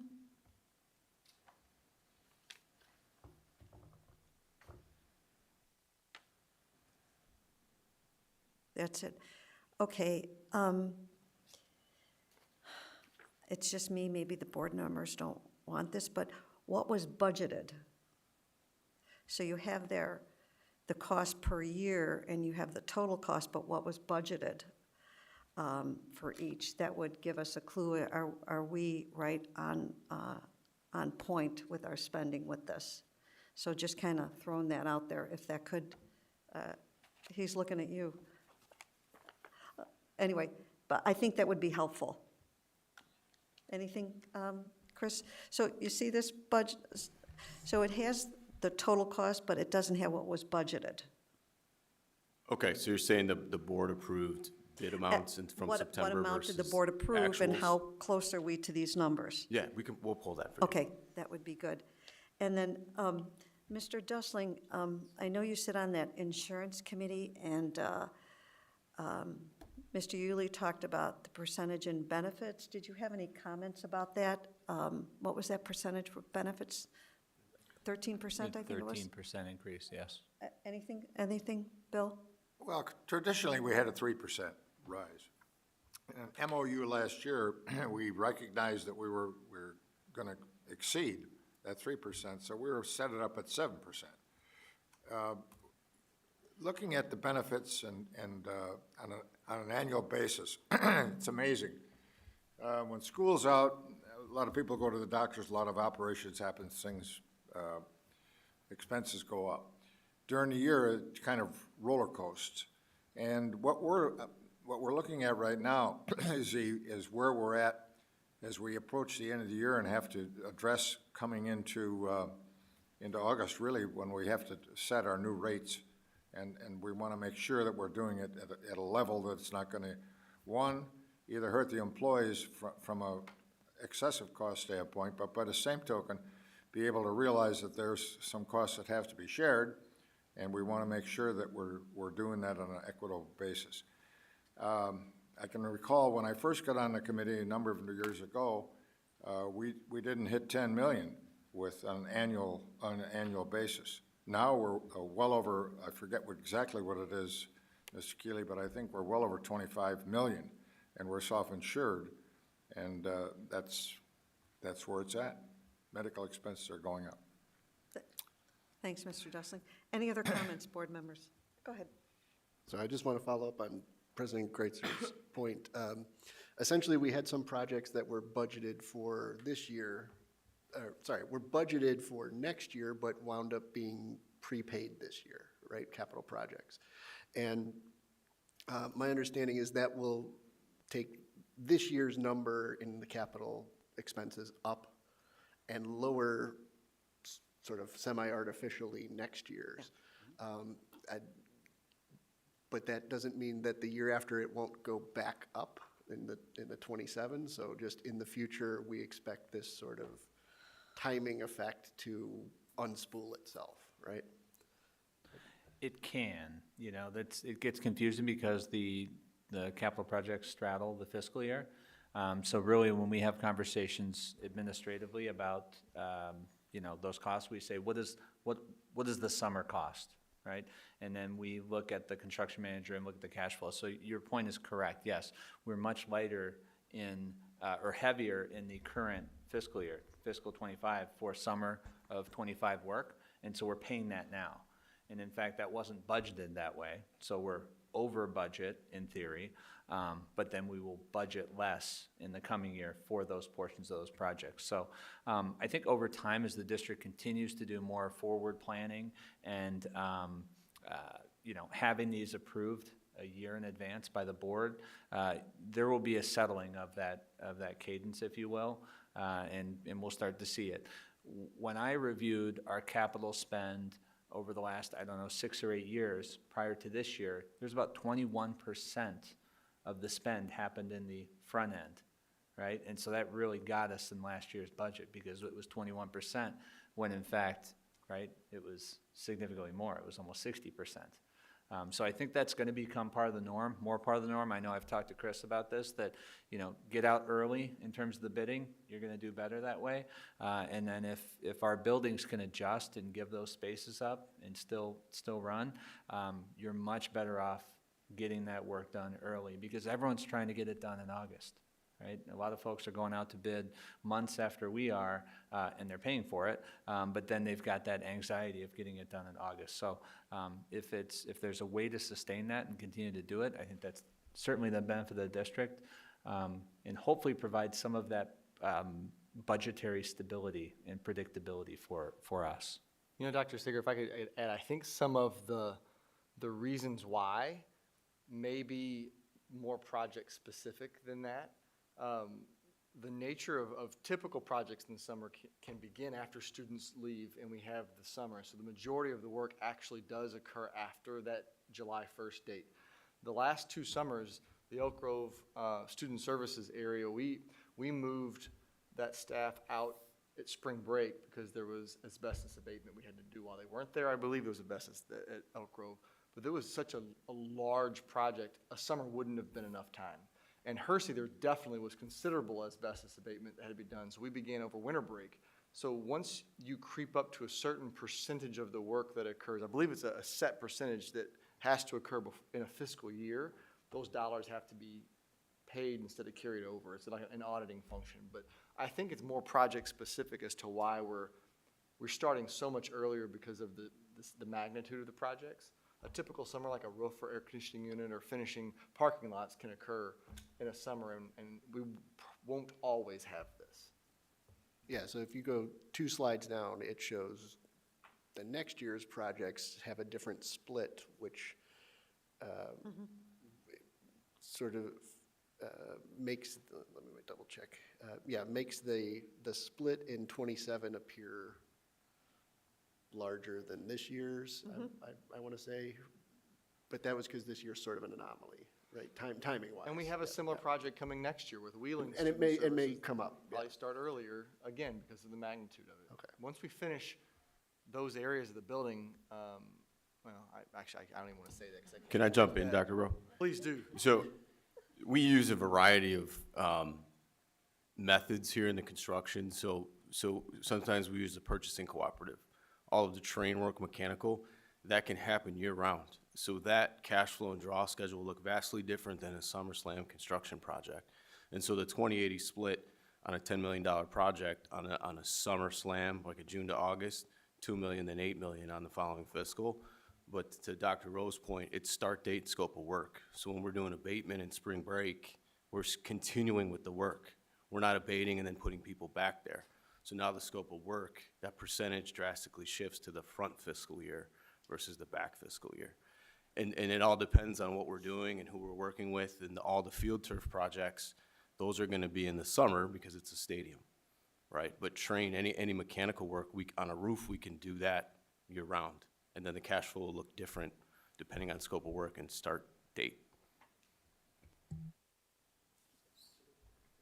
Okay, thank you.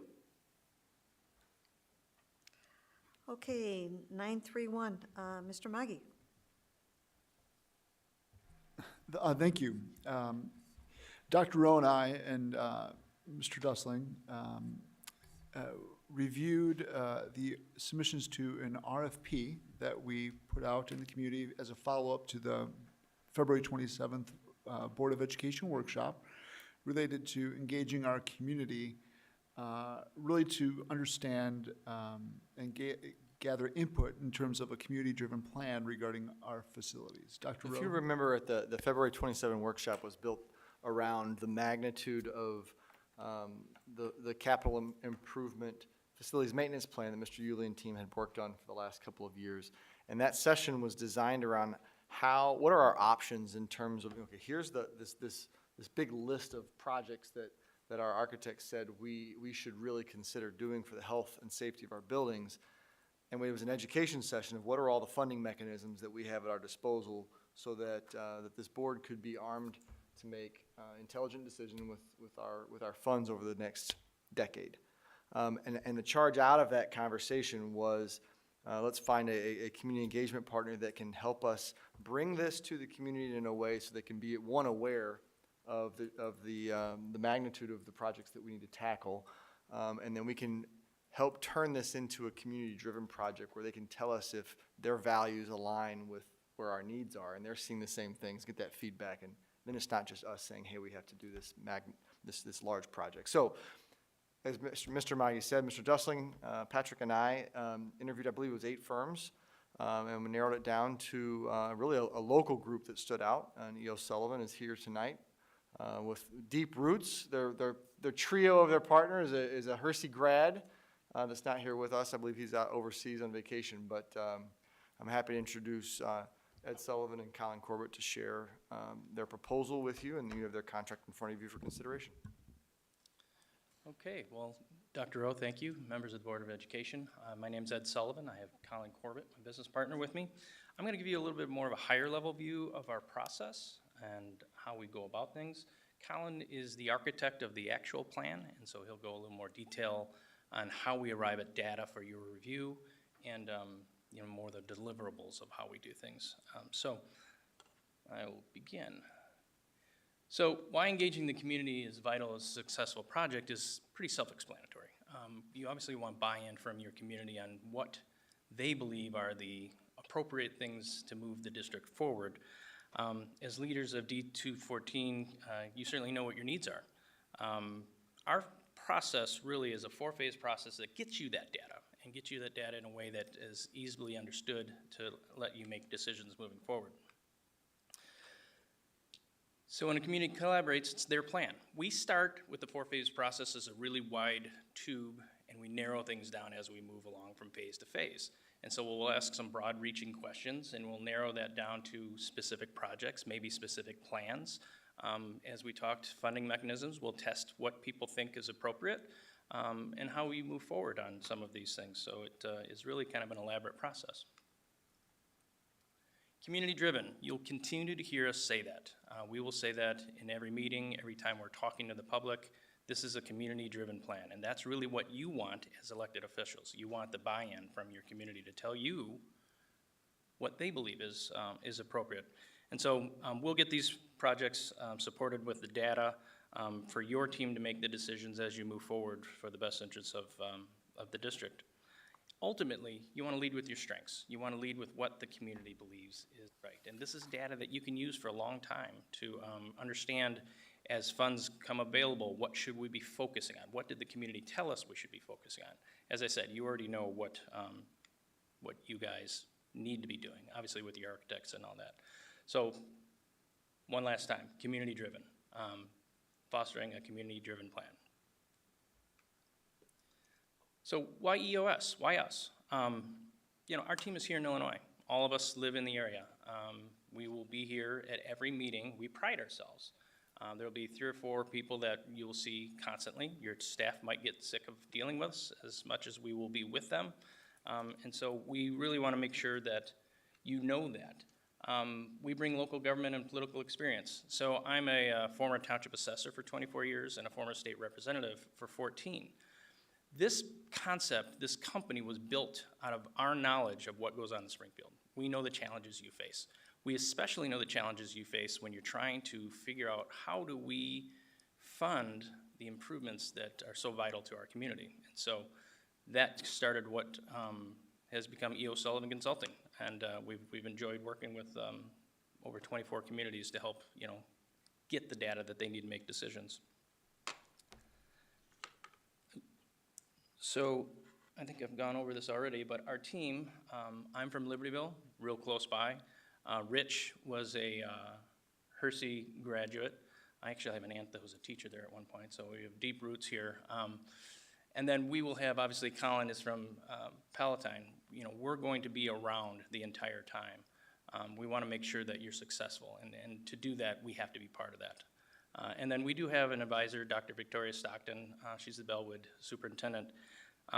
She really gives us the administrative view of engagement from an administrative's point of view. And so it really just kind of elevates what we can do and what we can understand as the process moves along.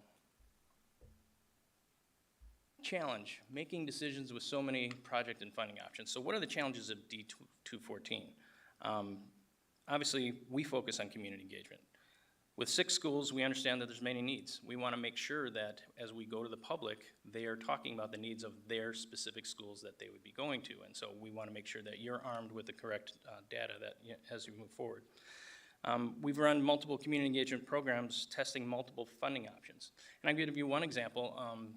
McLean County Unit 5, one of our success stories, we actually had to test traditional bonds, ed rate increase, plus they had explain existing working cash bonds and what would happen when those fall off as it pertains to costs moving forward. And so that was an interesting case study of what we've had to do. Another challenge that we know that you guys have is fostering community consensus. That is very important to the administration, it's very important to the board. We've worked in 214. We've worked in Wheeling 21. We've worked in Mount Prospect 57. We worked with Harper College. And so we have that internal knowledge of what works, what hasn't worked. But more importantly, because we've worked there, and Colin will go into it a little bit more on how we collect data, we have that historical data that we can use here, that what's really worked in the different areas. And so we can draw on that data as we move forward, which is, will be helpful, I do believe. High overall potential price tag. 6 schools, large geographic base. You have a lot of needs, we know this. Your architect has shown you what's going to take place. And so the reality is, how do you explain that? Harper College, we had a large $180 million referendum. Wheaton, Barrington, community engagement projects that, were successful, high price tag. So E.O. Sullivan has already worked in this environment. And so I just wanted you to make sure you're comfortable knowing that should you bring us on, and hopefully you will, that we've been here, we've understand how we tackle this type of large universe that we would be looking at. But the key, once again, is getting the data. We want to focus on benefits. You don't want us to focus on specific projects, but what are the benefits of these projects? And so we'll certainly walk you through that as we move forward. And then the last part before Colin comes up, running engagement program while allowing staff to focus on primary responsibilities of educating students. That's your role. That's your administration's role. That's your board, is to make sure that these kids are getting the best education that they can. You bring in architects to work on buildings because they're architects. You bring in people like us because this is our specialty. We've been in this sphere for just about 8 years. And like I said, our hallmark, we will be here, but while we're here and we have an understanding because of past experience, we make sure that we listen to how your team communicates with your public. It's not us telling them, hey, you have to do things this way. We incorporate their style, their way of speaking. It's very important that we do that. Ultimately, this process is fully customizable. We'll give you a contract, it'll lay out deliverables, timeline. That's just to show you what to expect. Then the real work begins when we go in and make sure that things are working the way you guys want it to work, not some canned program that we're just going to throw you into and make sure we get some type of outcome. The outcomes will be much better when we work collaboratively together as we move forward. So with that, that's the higher level, and Colin can talk about the individual. I like to tease my short business partner that I always have to pull the mic up when he's done. So I want to talk about how we're going to accomplish everything that Ed just went through. So you have some specifics and some idea of how we're going to approach this, assuming you all wish to move forward with us. We like to talk about the 3 ways that we gather data, because it's going to be really important for you all as you have information in front of you to make educated decisions on behalf of the community.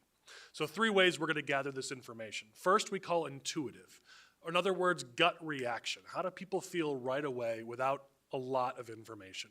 Sadly, that's how most people make decisions nowadays. We've all seen it. It's simply how the world works nowadays. And so it's important that we ask people before we've given them a lot of information, hey, how do you feel about some of the projects we're talking about, some of the work we want to do?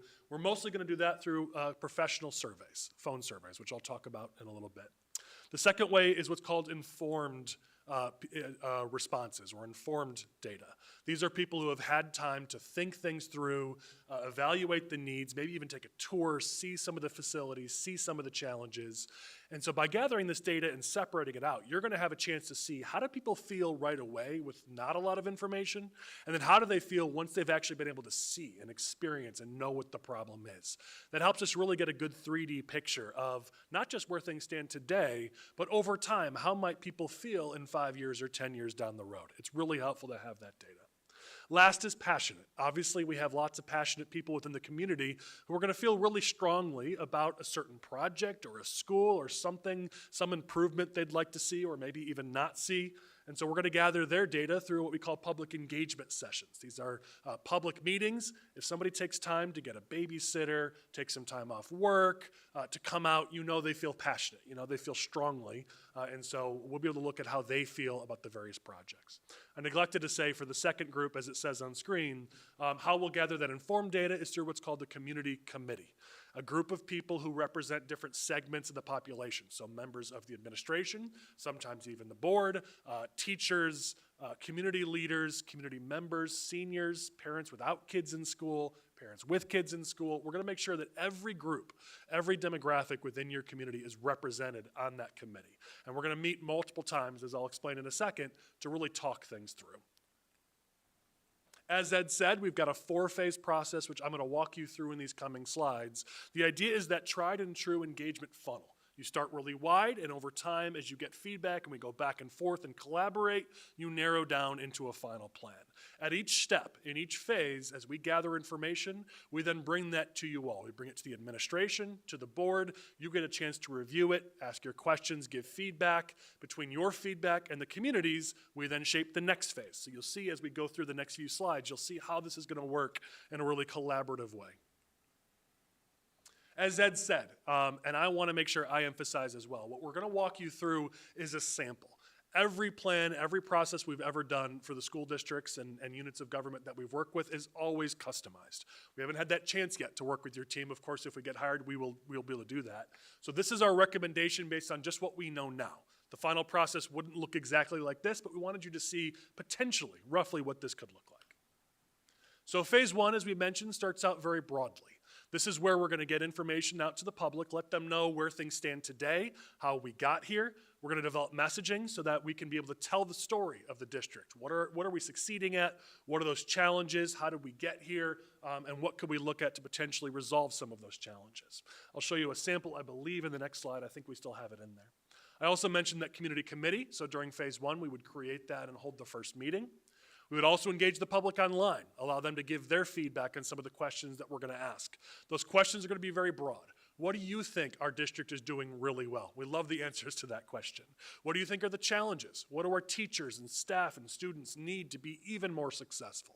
Those are the types of questions we'll ask in phase 1. It's intentionally very broad, but you can already, I'm sure, imagine just how useful that information will be when we're able to bring it to you and you're able to review that, getting that feedback from your community.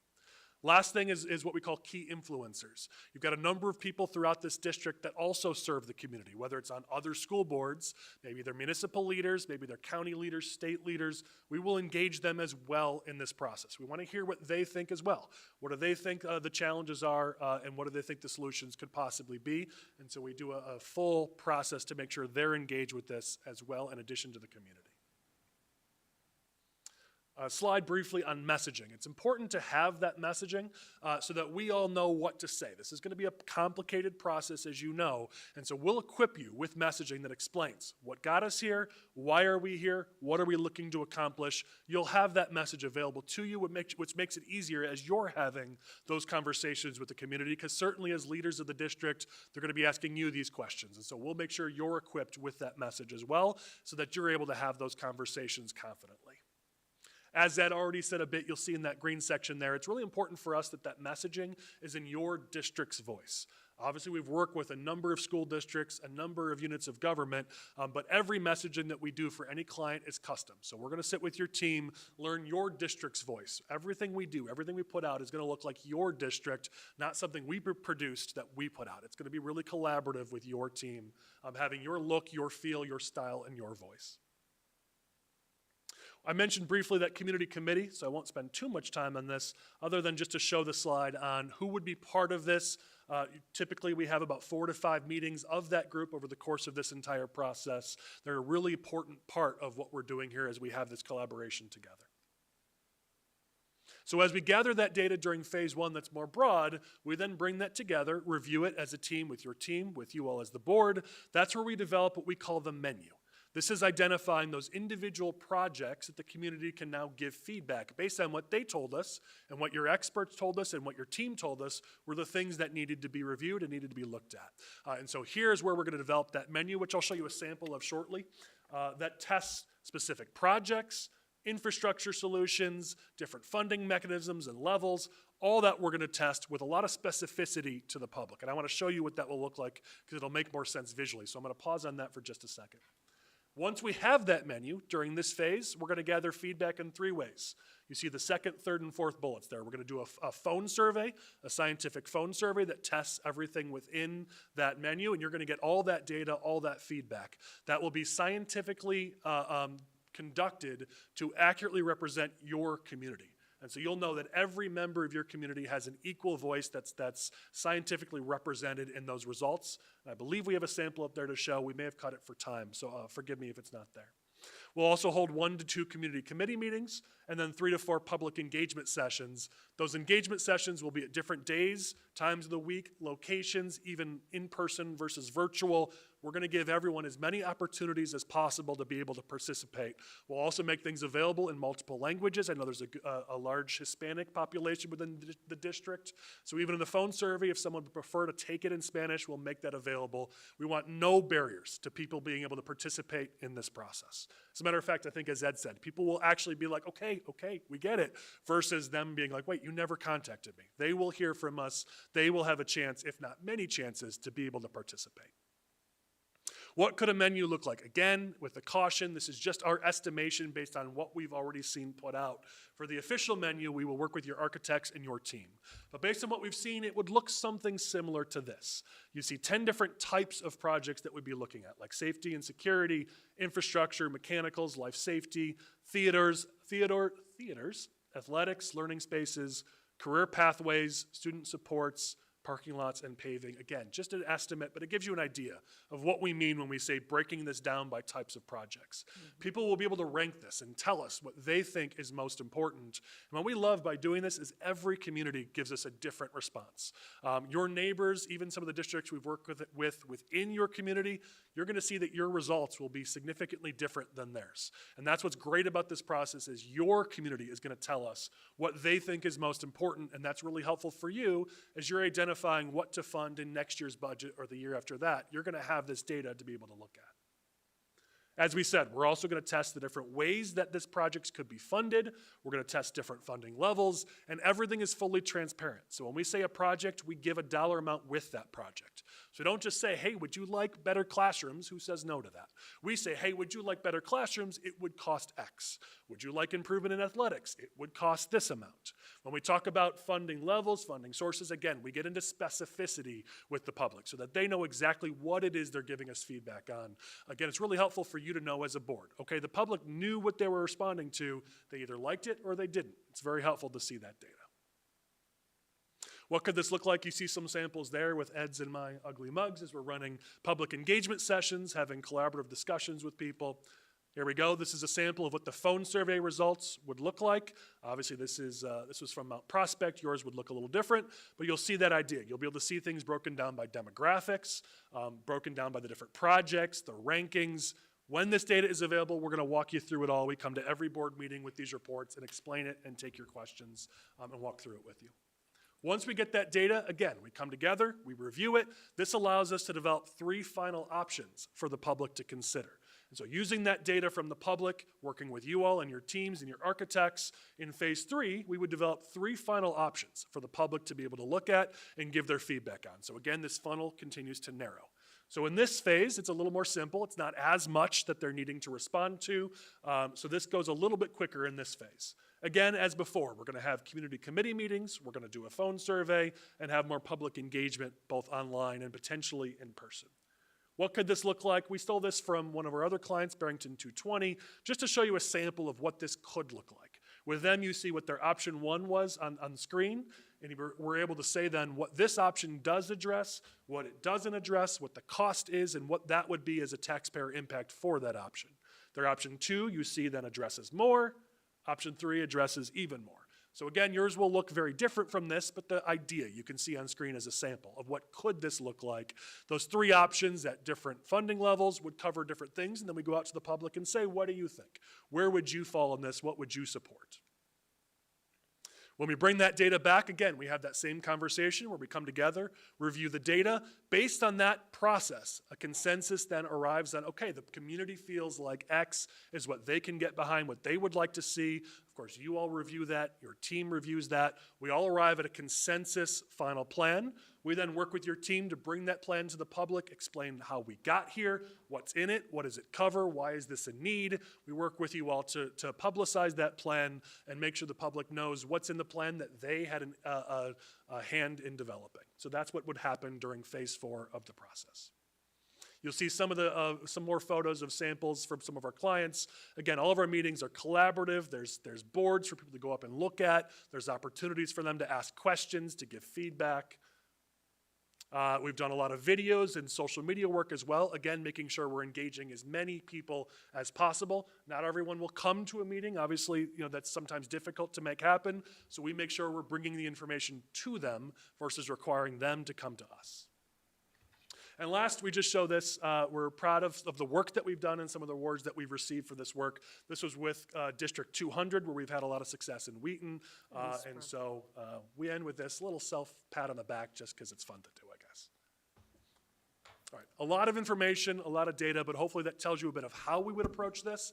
Again, as Ed said, with the goal of providing you the data you need to be able to make decisions based on what your community feels is most important. With that, we'll open it up to questions. Thank you. Mr. Dessling, would you like to comment? Yes, comment would be this. When we decided to select E.O. Sullivan, I think the thing that impressed me, and it certainly impressed the superintendent and Mr. Maggi, was the fact that it wasn't a matter, they kept focusing on the community engagement aspect. It's what the community wants. It's not what you want, district. It's what the community wants. We got to find out what the community wants. We've all got ideas sitting on the board here of safety, security, fine arts, whatever. What does the community want? What do they think of us? What do they think positive of us? What do they think negative of us? What do they see that something that needs attention? That's what really impressed me about Sullivan. That message kept coming through to me. Okay. Dr. Chung, I'm going to call on you because you just recently went through this, so give us your take on this, okay? Yeah, so I do want to say hi again, Colin and Ed. So last year, when I was with District 57, we did work with E.O. Sullivan, and I have to say it was a very positive experience. They were very thorough. They did, I feel like, tailor their community outreach and engagement towards the needs of 57. And one of the things that I really appreciate about what you did for 57 and what you showed here tonight is that there is not a predetermined plan. This is the goal. I mean, the goal is, outreach. We want to let the community know about our long-term facility needs and the needs of our district, and then find out, what does our community want? What do they prioritize? What's important? And that's it, right? There's no predetermined path to go somewhere else, that the community is not, it really is community driven, and you've, from experience, that's how you did it, so I appreciate that. I did have a question. So as you mentioned, 214 is a very large school district, and I'm just thinking specifically about 57. So as you well know, in November of last year, so less than a year ago, those living in 57 passed 2 successful referendums, one for the school district, one for the park district. So it's true that in 214, there's not been a referendum on the ballot for 50 years, but I would say maybe for some residents in 57 or even 25 or 23, the feeling is not, hey, if it goes there, hey, it's been 50 years, it's gonna be again. So just thinking about the differences in community, how are you thinking about that if you get very different responses from different community groups? And that's exactly why we ask, because it's a great question. And you might see some fatigue in some areas that we've had these conversations and you're like, well, actually, no, we haven't. That was a different district. But that's why we are so collaborative and transparent in the process. I want to share, for some who may not know, with District 57, they had a unique challenge in that their board had made a public promise that they wouldn't go in at least 10 more years, a previous board, not the current board. But because of mandates by the state of Illinois, they had to move faster than that. And so they were nervous, will our community accept this? And so we said, we're just gonna ask. We could guess, we could tell you maybe, but we're literally just gonna go to the public and say, here's the information. This was said 8 years ago, whatever it might be, but things have changed. What do you think? Are you okay with this? And it was almost unanimous. The public said, yes, we get it, let's do it. And so what we have found is the more transparent you are and collaborative you are with the public, they will simply tell you how they feel, and in many cases, that's a good thing. And so if there are areas within the community that maybe have some fatigue or some nervousness, we're gonna find out. As early as phase 1, we're gonna find out. And so then we'll be able to talk about that, discuss that, and make that part of the process as we plan.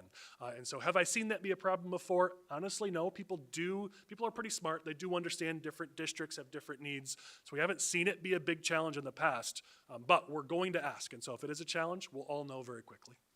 I think if I could just add, I'm really glad you brought that up, because I do think, I mean, we live in Illinois. We're one of the heaviest taxed states in the country, and we feel it in this area more than many others. But I think it's important to, we're not approaching this lightly. If anyone's been paying attention, you've watched our administrative team and this board struggle a little bit with the magnitude of the work that needs to be done. I mean, it began 3 years ago with this capital improvement maintenance plan, and we saw $860 million. And just thinking about the magnitude of all of those projects, where do we begin? Where do we start? So we've begun chipping away with what we can control, but even if we can dedicate 25 million, maybe 30 million a year for 10 years, we chip away a third of this list. So as we've kind of belabored through this, we arrived at this point by saying we have to do something to keep our buildings healthy for our students and staff and for the community. And we're not making this decision on our own. So I think that's the beauty of what we can do is the community may say, do it on your own and deal with it. And if that's what they tell us, then that's what we'll do. But I think that's the need and the place that we're at is, are we on the right track? Do we just live within our means? Fine, but that's going to mean that we can only go this far, and then that's what we'll do, and we'll deal with it. But I think that's the important part is we're playing a guessing game until we ask for some feedback and collaboration. I would only add that while I stress community-driven because that's the goal, we're policy geeks, we're data geeks. This is data-driven. You guys are going to see if there's weaknesses in certain areas, we'll find those weaknesses. It starts in phase 1, believe it or not. You'll have the community come in and say, and I'll tell you the first referendum we ever did was in 2017 in Lake Zurich. Very conservative community. They remembered 20 years prior that they were promised a certain project and it didn't happen. But we heard about that early on, and it's something the administration didn't know. So we're getting you data that you might not even know about, and that's the key to all this, is to find out where these problem spots are. And when you talk about, is there fatigue, we'll be able to map that out through statistics, and you will be armed with that data to make the decision as you move forward. Whether you, do what or, go to the public, or just, as you say, build over time, you're gonna lead with your strengths. You're gonna lead with what the data told you should lead. Obviously, you guys know what you have to have. There's certain life safety things, and we all know that the 10-year plan and so forth, that you have to do. And I know there's new legislation to cover that as well, and we can talk about that. But that's just a little bit additional. Thank you. Mr. Fiorito. Okay, I just want to correct Colin on what you said. You just said that it's different districts, but the fact of the matter is that my biggest concern is fatigue is going to be tremendous. And I'll just look at our entire board. So you go down the line, you got Joe, Alvin, myself. We haven't had any referendums for either park districts or school districts recently. But Vicki had 2, Mark had 2, and Mary Kay had 1. I don't know if Bill had 1. But the fact of the matter is that you guys didn't do 23, did you? No. Okay. The fact of the matter is that probably over 60% of our school district has had referendums in the past 2-3 years. Mm-hmm. Okay, 60%. And another part of our district, 23, has failed on 3 referendums recently. And the other part of our district is District 26, and we failed twice. That was a few years ago. So I think this phase 1 and discussing, what could be another tax referendum. When I get my tax bill, I don't sit there and say, oh, that was just 26 that had a referendum, and now it's 214. It's just a different one. No, I look at my final tax bill, and if I see more from a tax referendum, that is concerning to me. And my concern is that we are going to run into some hindrance from a lot of our community because they're just going to see it as piling on. And that really is my concern. And I'm hoping and I'm expecting that you'll see a lot of that in phase one. And so then it'll be on you and us to try and figure out how we can make sure that we get our points across as to why it's needed. Yeah. Okay? And we have to be vigilant as well as, you know, if we're going out if we're shooting for the moon, that really might sway a lot of people in an opposite direction. And then my second question I have for you is that community team that you guys talk about. And I am a strong proponent that on that community engagement team, or committee, whatever you call it, we have to have people, all voices. It can't be just the people that are going to agree with us for everything. We have to have the people that are kind of like, I would say, the naysayers right now. It may be the naysayers when all is said and done, but we have to have voices from both sides, or three sides, or four sides. We need to hear from everybody and make sure that we're just not getting the people that we think are going to support us, because ultimately, if referendum is the solution, it's a vote. It's not just, you know, the people that said they liked it and they came to the most meetings. They don't decide it. It's the overall people that decide it. So those are my questions and those are my comments. Thank you. Sure, and I would say to where you ended the questions, you're 100% right. I mean, should you all decide to put this on the ballot, roughly 70% of the people who will determine the fate of that have no interaction with the schools. So that's why our process is so intense and designed to be so, that we're going to get beyond just the people who are in these halls on a daily basis or a weekly basis. We're going to get out to the full community on that committee, as you said, but also the phone survey is going to be a really important way to make sure we're not just hearing from parents or even grandparents, we're hearing from everyone, including some of those people who may be less favorable. And so our process is designed to make sure every voice is heard, not just those who might be supportive. And so you're going to see that throughout, and I hope that will alleviate your concerns, because we feel the same way. Thank you. We actually, the data that will show, we've historically saw that the people most likely to not be in favor of some of the projects are people that had kids in your school district and now are gone. The concept that, well, my kids didn't have that, why do they need it? And so we track that, and that's how deep the data will go that we can pull for you guys. And so you have competent decisions based on real-time data and can be very comfortable as you move forward. Board members, go ahead. Ms. Baldino. Thank you for all the information, and I think the data gathering process is incredibly important. One of the ways you do that is through phone response polling. Which can be difficult.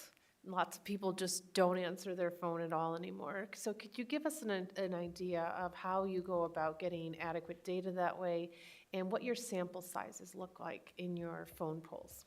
Yeah, great question. That sounds like someone who's dealt with a poll or two in your life. Yeah. So we're going to look for a bare minimum of 300 responses. We'd ideally like to have more like 500. With you being a larger district, I certainly think 500 is going to be possible. We allow people multiple opportunities throughout the course of a full week to respond. We also work with the district to put out information to the community that says you will be getting a phone call from this number, so you can look for it. And we give people a number they can call into if for whatever reason they didn't receive that call. And so we've never had a situation where a community, anyone said, I didn't have a chance to participate. You may have a few people who say, that's it, all right, I'm good, I participated, but we make sure that there's more than enough opportunities. So we'll have a very solid sample size to be able to work with. And we have found that those phone surveys are accurate because as a unit of government, you are allowed to call cell phones. And so you're still, the dirty secret about polling is that a lot of those polls that aren't accurate is because they're relying on landlines, which not a lot of people have landlines anymore. But we're not going to have that problem. We're dealing with cell phones. We're going directly to your residents throughout the community. And so we're confident, as we have with all our previous clients, we will have a solid scientific survey to be able to present to you both in phase 2 and in phase 3. Dr. Sager. Thank you for the presentation. I really appreciate the steps that you take throughout this. It strikes me that the first step is about educating, and it's about educating the public about what we see as potential needs, but also them educating us back on what potential is out there that we don't know about.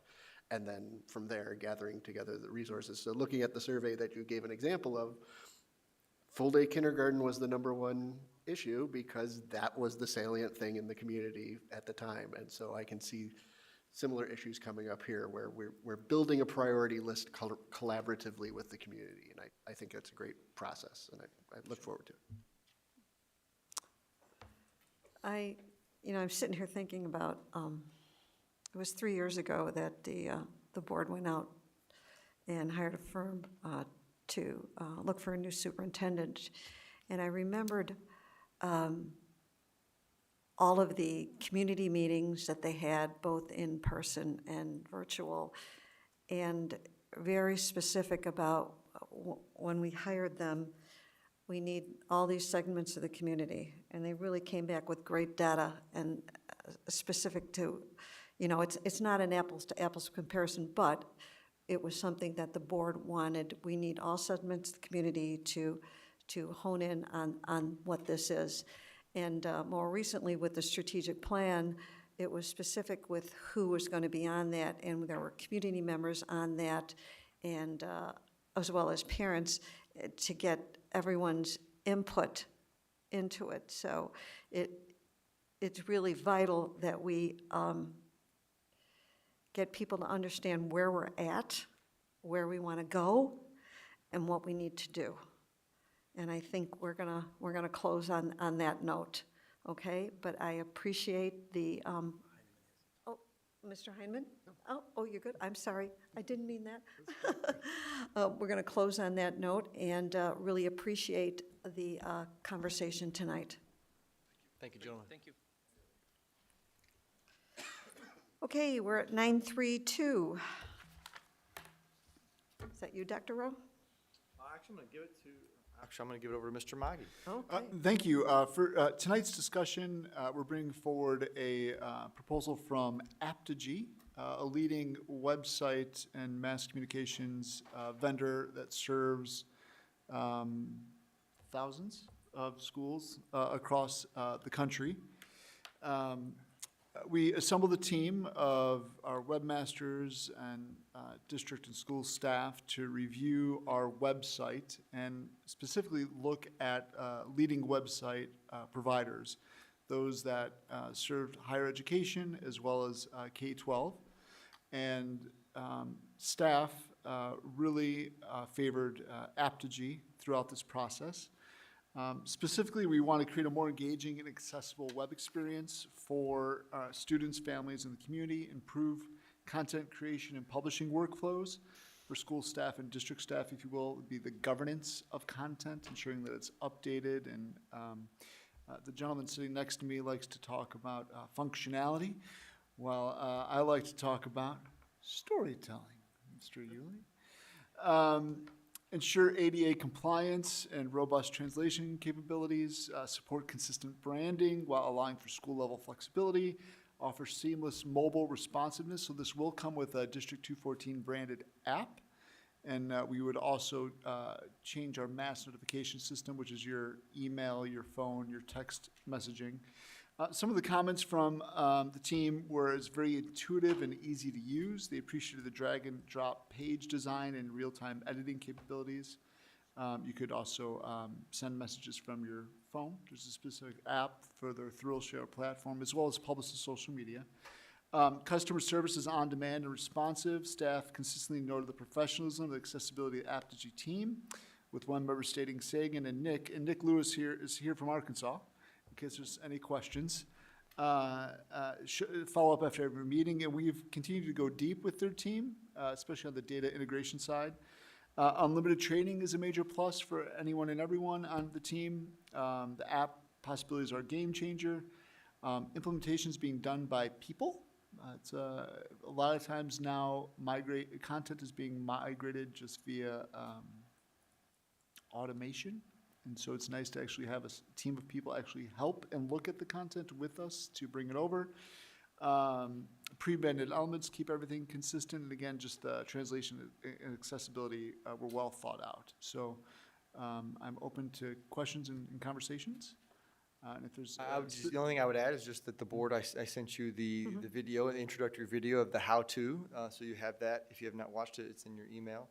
And I think an important point to make is, obviously, there's a transition period that exists where we will transition from our current provider over to Aptigee. So we will carry a reduced agreement with Final Site at a 50% reduction for this year, and I plan on the formal transition to occur at that October day off, where students are off in October. So we will have two providers, but ultimately the cost of the platform is, I believe, a $3,000 difference from our current provider.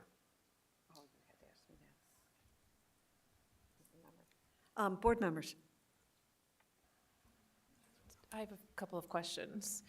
This is a one-year contract? Yes. Was there any discussion of a longer-term contract with? Aptigee believes in earning the business every year. Okay. Is that correct? Yeah. All right. So one of my questions was about additional features that are becoming very common on websites, such as a chatbot to answer frequently asked questions or to help users navigate the website and find the information they're looking for. Nick, would you mind coming up to the podium? Is that a feature that you currently offer, or is it on your product roadmap? So Okay, could you introduce yourself? Nick Lewis with Aptigee. So we do have an AI-backed bot that can be added on to the website that helps inform you all on what people are asking, the languages they're asking. It'll even give folks opportunities if they ask, who is the superintendent? And it doesn't provide the correct answer, they can leave feedback that's then provided back to you all to better inform your community using the website. So think of it as a 24/7, 365 customer service line for your community, similar to the support mechanism that we'll have behind the scenes for 214 staff. Yeah. So short answer there, we do have an AI-backed bot, really intelligent, and it learns only on your website. It doesn't serve content from, Google, et cetera. And then that is part of our plan as well? So this is something that is an additional feature, and that's something that we can kind of address on the side if that's something that you all would be interested in adding. Okay. Yeah. Thank you. I hate to tell you, Ms. Baldino, but those things drive me crazy. Get used to them. They never answer my question. Dr. Sager. Okay, so my question is going to be the same question I always have about the website, is this includes the calendar for the district and the schools, upgrading the calendar on the website, the embedded calendar? Yes, so we do have an events feature of the site, and that's actually an area that we scoped pretty specifically here with the 214 team as well, to make sure that that would be an efficient and easy plug-in, if you will, given that some of the event management that you all have is an athletics third party, in addition to native events that are managed in the platform as a whole. So we'll be able to handle both of those to provide a unified experience for parents that might have student athletes or folks that are in the performing arts, et cetera, to be able to manage those calendars in the same space. And just where that question is coming from, the greatest frustration that our parents have expressed is an Elk Grove parent searching for events at Elk Grove and they get prospect details. That's one of the things we have not been able to navigate that should be easily resolvable. Sure. Yep. Board member, Mr. Federico. Okay, Nick, I just want to tell you I'm very excited that you're here, because as a parent of 3 Hershey students too that have gone to bigger and better things, don't leave yet, Megan. So we have parents here, and we have parents, one that's leaving and one other, and I'm sure they're equally frustrated with the current state of our website. It really is difficult to manage, and sometimes it just doesn't seem to have the functionality it should have. It shouldn't be as frustrating. So I'm very excited that you guys are coming and are going to hopefully correct that. So my question for Patrick is, I heard who was looking at some of the functionality, but I didn't hear any parents mentioned. And I would like to see if we do decide, if they do truly earn our business, I think it would be incumbent upon us to ask the parents what they think of the changes to the website, because they're the ones that use the website probably more than most, right? Am I right, Christy? Yes. And I think that they would be a good gauge to see if these guys really are as good as they say and it looked really nice, then they could be the ones that could help us decide if a year or two is incumbent. But still, thank you, Nick.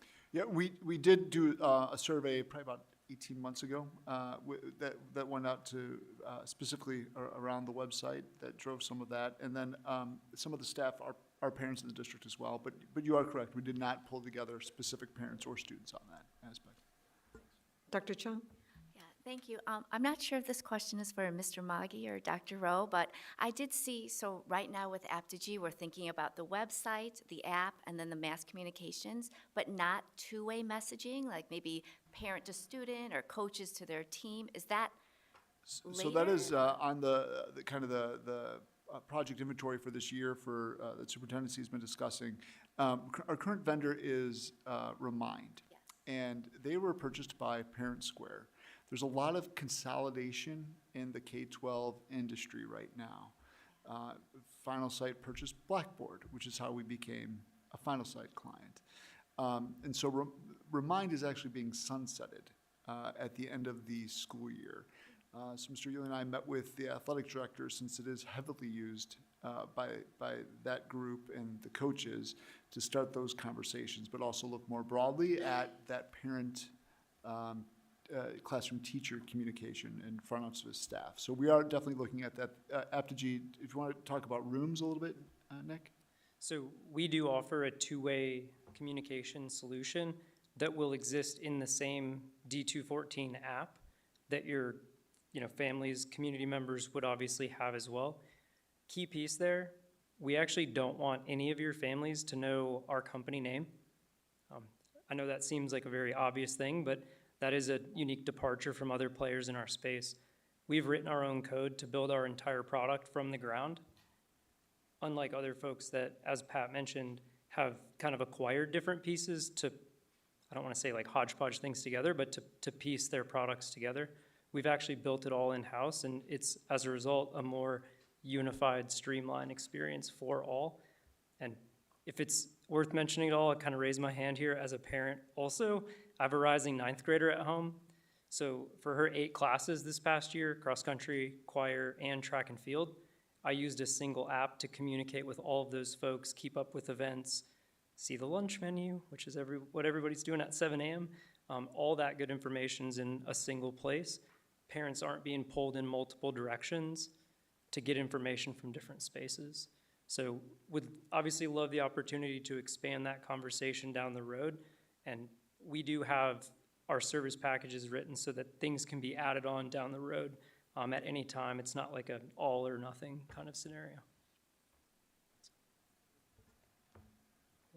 Mr. Dustling? I don't want to sound callous, but thank you. I don't want to sound callous, but I've been through this rodeo at least 6 times with the websites, with the whole thing, and we had the answers. It was going to be the greatest thing since sliced cheese, and here we are again. And I really don't want to sound callous, and I don't want to throw cold water on this whole thing, but It's okay. I hear it from parents, okay? It was said, some of you heard from parents, it's difficult to do with our sites. I would hope that this is the second coming, because I'm tired of going through this thing. I mean, we're spending a lot of money on putting these things together. It's not doing what it's supposed to be doing currently. If you can do it, God bless you. But right now, I don't have the confidence that it's going to get done. I'm sorry. Well, Mr. Dustling, so we did have a vendor when I first came here that a lot of professional sports teams and others use, and things were hosted in-house, if you will. And we made a shift to the vendor that we have is Blackboard. And we did not choose Aptigee. We went through that process. And we did not choose Final Site and went through that process. But we chose Blackboard, and now we have a vendor that we didn't choose. And we opened everything up again, and we went to the modern campus, and this space continues to evolve, especially with AI, writing code, and that kind of thing. But we feel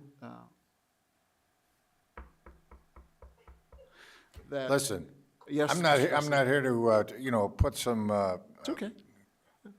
sand in your whatever. It's but, all right. It's okay. I'll go along with it, but again, okay. I Mr. hope Lewis, do you this- have a I response hope to this Mr. is Dustin it. here? I hope this is it. Well, for now, I mean, the space continues to evolve, Mr. Lewis. So I think the, I'm sorry, yeah, Mr. Dustling and I have been here for over 25 years, so we've seen a lot. I mean, a lot. And it seems like every few years, this is a newfangled thing, so I get what he's saying. And yeah, I know, and technology is just changing at such a unbelievable rate. And Dr. Rowe and I were having this conversation today about you need all systems to talk, they all need to talk to one another. Everybody needs to, and I fear in 5 years we're going to be having this conversation again. But anyway, I certainly understand that Mr. Dusling's frustration because, yeah, it's just so rapidly changing. Anyone else? Can we move on? Okay, then. Thank you. 941, teacher, Dr. Lopez. All right, on a positive note. We really are very excited to partner with Apogee. I have a ton of confidence in their platform and know lots of school districts that are very, very pleased with them as a partner. This discussion item is, before the board for approval of the professional development contract with the University of Illinois Learning Science Research Institute for year 2 of our engagement in math with Sender School District. So we just wrapped our first year. We had over 180 teachers from across and leaders from across our schools. It was formed to support the implementation, this partnership of automatic acceleration in math by deepening the teacher understanding of state standards and all of our grades from 6 through 12 in these cross-district workshops to improve both vertical alignment and instructional coherence. And so now the focus of the second year of the contract is to focus specifically on algebra priority standards and vertical alignment and student-centered instruction. So in addition to the 6.5 days of cross-district professional learning, there's going to be about 12 days of specialized coaching across all our schools. These embedded coaching supports are going to be in partnership with our teaching and learning facilitators at each of our schools and will provide teachers with structured classroom-connected experiences with a focus on student-centered instruction and the formative assessment strategies aligned to Illinois state priority standards. And they're also going to support facilitation of peer collaboration and lesson study models to strengthen instructional practice and build sustainable professional learning communities, so our PLC work. The work lays the foundations for deeper collaborative implementation efforts across our algebra program. The Title II Fund of Professional Development is going to fund the initiative with an offset of a per-teacher contribution from participating Sender school districts, which is all of our Sender school districts. And so as this is a partnership, I wanted the board to hear the perspective from one of our Sender schools. I'm very pleased and grateful to welcome Christine Seifert. She's the Assistant Superintendent for Teaching and Learning at River Trails District 26 to share some feedback on the work. And just to mention, Christine is also a Hersey parent with a daughter who just began her apprenticeship program at Northwest Community Hospital just this week. She's been talking to me all about it, her orientation. So thank you so much for being here. Absolutely, my pleasure. It's a pleasure to be with you here this evening. I am a former District 214 alumni myself. I graduated from Rolling Meadows High School. Both of my parents graduated from Wheeling High School, and we are proud to send our daughters to Hersey High School. But I am here tonight on behalf of River Trails School District 26, where I serve as the Assistant Superintendent for Teaching and Learning. I have had the pleasure to partner with the wonderful collaborative network of assistant soups across the many districts, 57 being one of them, 25, 21, 23, to just name a couple, over the past few years, and Dr. Lopez has been an integral part of that collaborative. And so I'm here tonight just to say thank you. District 214 committed a lot of time, money, funding, spaces, food, coffee, facilitators from the University of Illinois, and extended that hand to 180 of the teachers this year in this room. It looks very different tonight from how it's looked over the course of the school year, with collaborative tables and teachers sitting in integrated pods, learning together about how do we really look at this challenge of developing and growing our math scores, and how do we work together to help that unify. In District 26, we have the motto of head ready, heart ready equals life ready. But we define life ready as students who are ready to take on the challenges of high school. And what exactly does that look like? And it's very hard to aim at that target without targeted collaboration amongst our teachers. And I think that's what this partnership has brought us this year, is we've built relationships, we've built bridges, we've had some difficult conversations on pedagogy and on beliefs and understandings about what does good math instruction look like, but more importantly is we've had positive conflict that's arisen out of that and good conversation. So I'm here tonight to partner with Dr. Lopez and say, if we can continue this partnership moving forward, that would be wonderful. Just a couple years ago, we started this work together as a collaborative, really focusing in on our fine arts, our performing arts, and some of those more niche type of programs across all districts where we may have one or two teachers in our school district that don't really have a collaborative group. And we've had the opportunity this year to expand beyond those kind of smaller environments to this large environment of math instructors. We have many, many math instructors across our district, and that alignment is so essential. So as Dr. Lopez said, our teachers are having real conversations about what does it really mean to prepare our students for success beyond our classrooms. How do skills in 6th grade scaffold to 7th grade, scaffold to that algebra readiness? Because we know that algebra is really what opens the door for post-secondary success. I also want to acknowledge that we have heard some things about the challenges of pulling teachers out of classrooms. And this is the fact. They do need to come out of their classrooms. We do need to have substitutes in those rooms on those days to bring them together, and it is about 1 day per quarter. But to be honest, our teachers come back better for it. We meet with our teachers every time they come back from the high school. They come back with ideas, they come back with strategies, and broader understandings of how they can reach and challenge their students in a unified way across our larger community. And that single day results in a ripple effect that we have seen unfold throughout the year. So now, traveling beyond this, we hope to expand this partnership beyond math. We hope to see this grow. We met today as a collaborative team to talk about how maybe we open the door to conversations in English language arts and some of the other areas. And I truly feel like this is just a beginning of helping our teachers open their minds to each other, being willing to listen across those borders. And in closing, I just want to say I'm extremely grateful to your district for initiating and funding this work. Your support has made this possible, and we are really excited to move into a potential year 2 with a focused emphasis on algebra and those priority standards to really see how we can help our students soar. So thank you for investing in our shared future. We are really proud partners in this work, and if you have any questions, I'm happy to answer them. Thank you for your comments. Board members, Mr. Fiorito. First of all, I want to thank you for being here, Christy. I had plenty of experience with you in 26, and you were great there, and you're still great now. So I think you really touched upon it, and that is that your success equates to our success. If we can get the kids better off coming into our schools, we're going to have better results than we have right now, which really is phenomenal because our results right now are pretty good. So thank you for everything you do for the River Trails 26 students, so that way when they come in to our schools at Hersey or even at Maine West in 207, that they're better off, especially in the programs of math. And I do agree with you. I would love to see us someday look at ELA or science or social studies as well. So thank you for being here. Board members.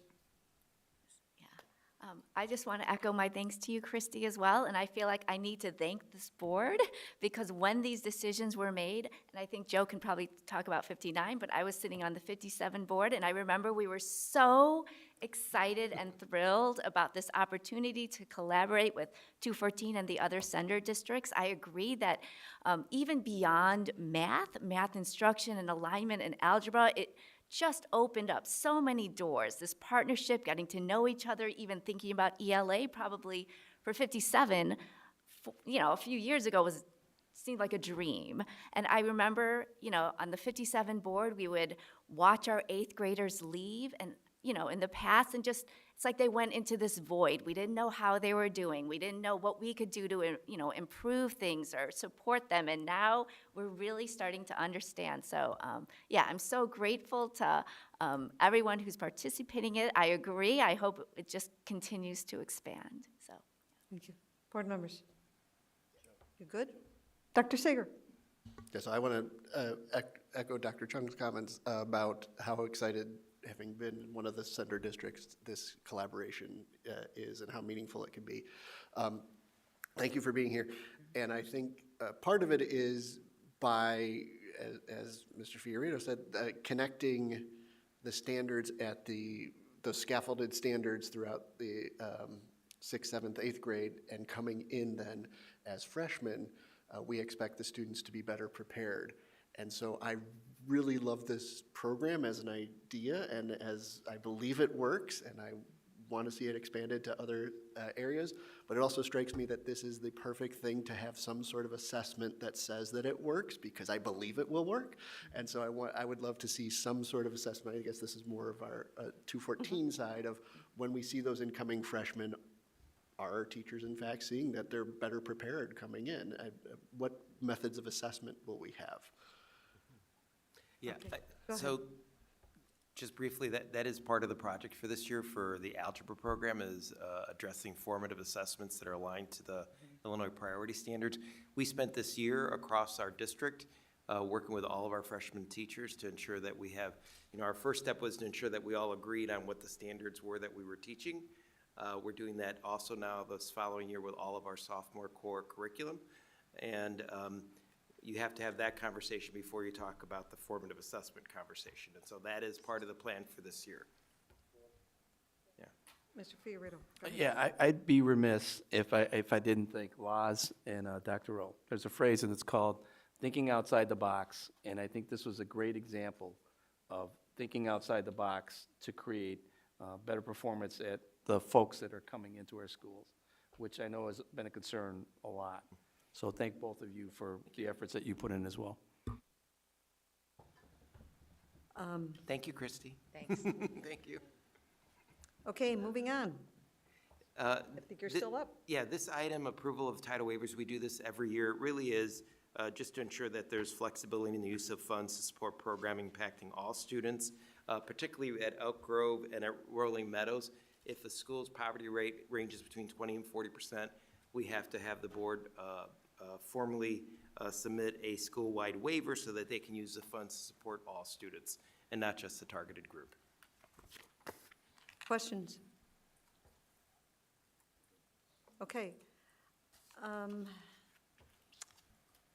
didn't ask previously, and certainly we can vote after closed session, but do we need to discuss the PTR in closed session, or can we vote on that now? Is there anyone that wants to go into closed session to talk about the personnel transaction report? Anyone? Okay, why don't we vote on that now, because then when we come out of closed session, we can adjourn. So can I have a? I'll make a motion that we approve the personnel transaction reports for June 12th, 2025. Seconded. There's been a motion and a second. Please call the roll. Yes. Baldino, Yes. Chung, yes. Dessling, Yes. Heineman, Aye. Sager, Aye. and Kreutzer. Aye. Motion carries 7-0. Thank you. Now I need a motion to go into closed session for the appointment, employment, compensation, discipline, performance, or dismissal of specific employees, specific individuals who serve as independent contractors in an educational setting, or legal counsel for the public body. Motion in a second, please. So moved. Second. Dr. Rowe? 9:59 or sooner. Oh, boy. Okay. You're Call hilarious. the roll. Call the roll. Chung, Yes. Heineman, Aye. Baldino, Yes. Dessling, Yes. Fiorito, Yes. Sager, Aye. Kreutzer. As I said, that We will come back to adjourn, but there'll be no action after closed session. Thank you.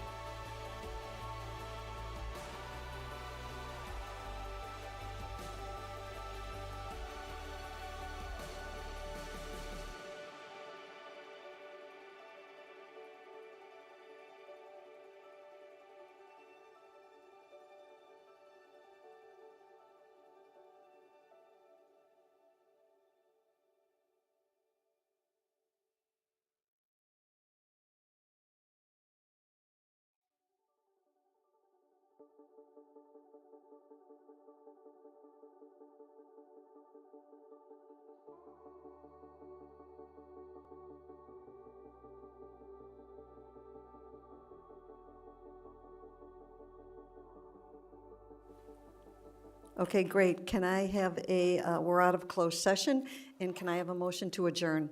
So moved? Second. There's been a motion and a second. Please call the roll. Chung? Yes. Heineman? Aye. Dessling? Yes. Fiorito? Yes. Sager? Aye. Kreutzer? Aye. We're adjourned. Thank you. We are adjourned. Thank you. Happy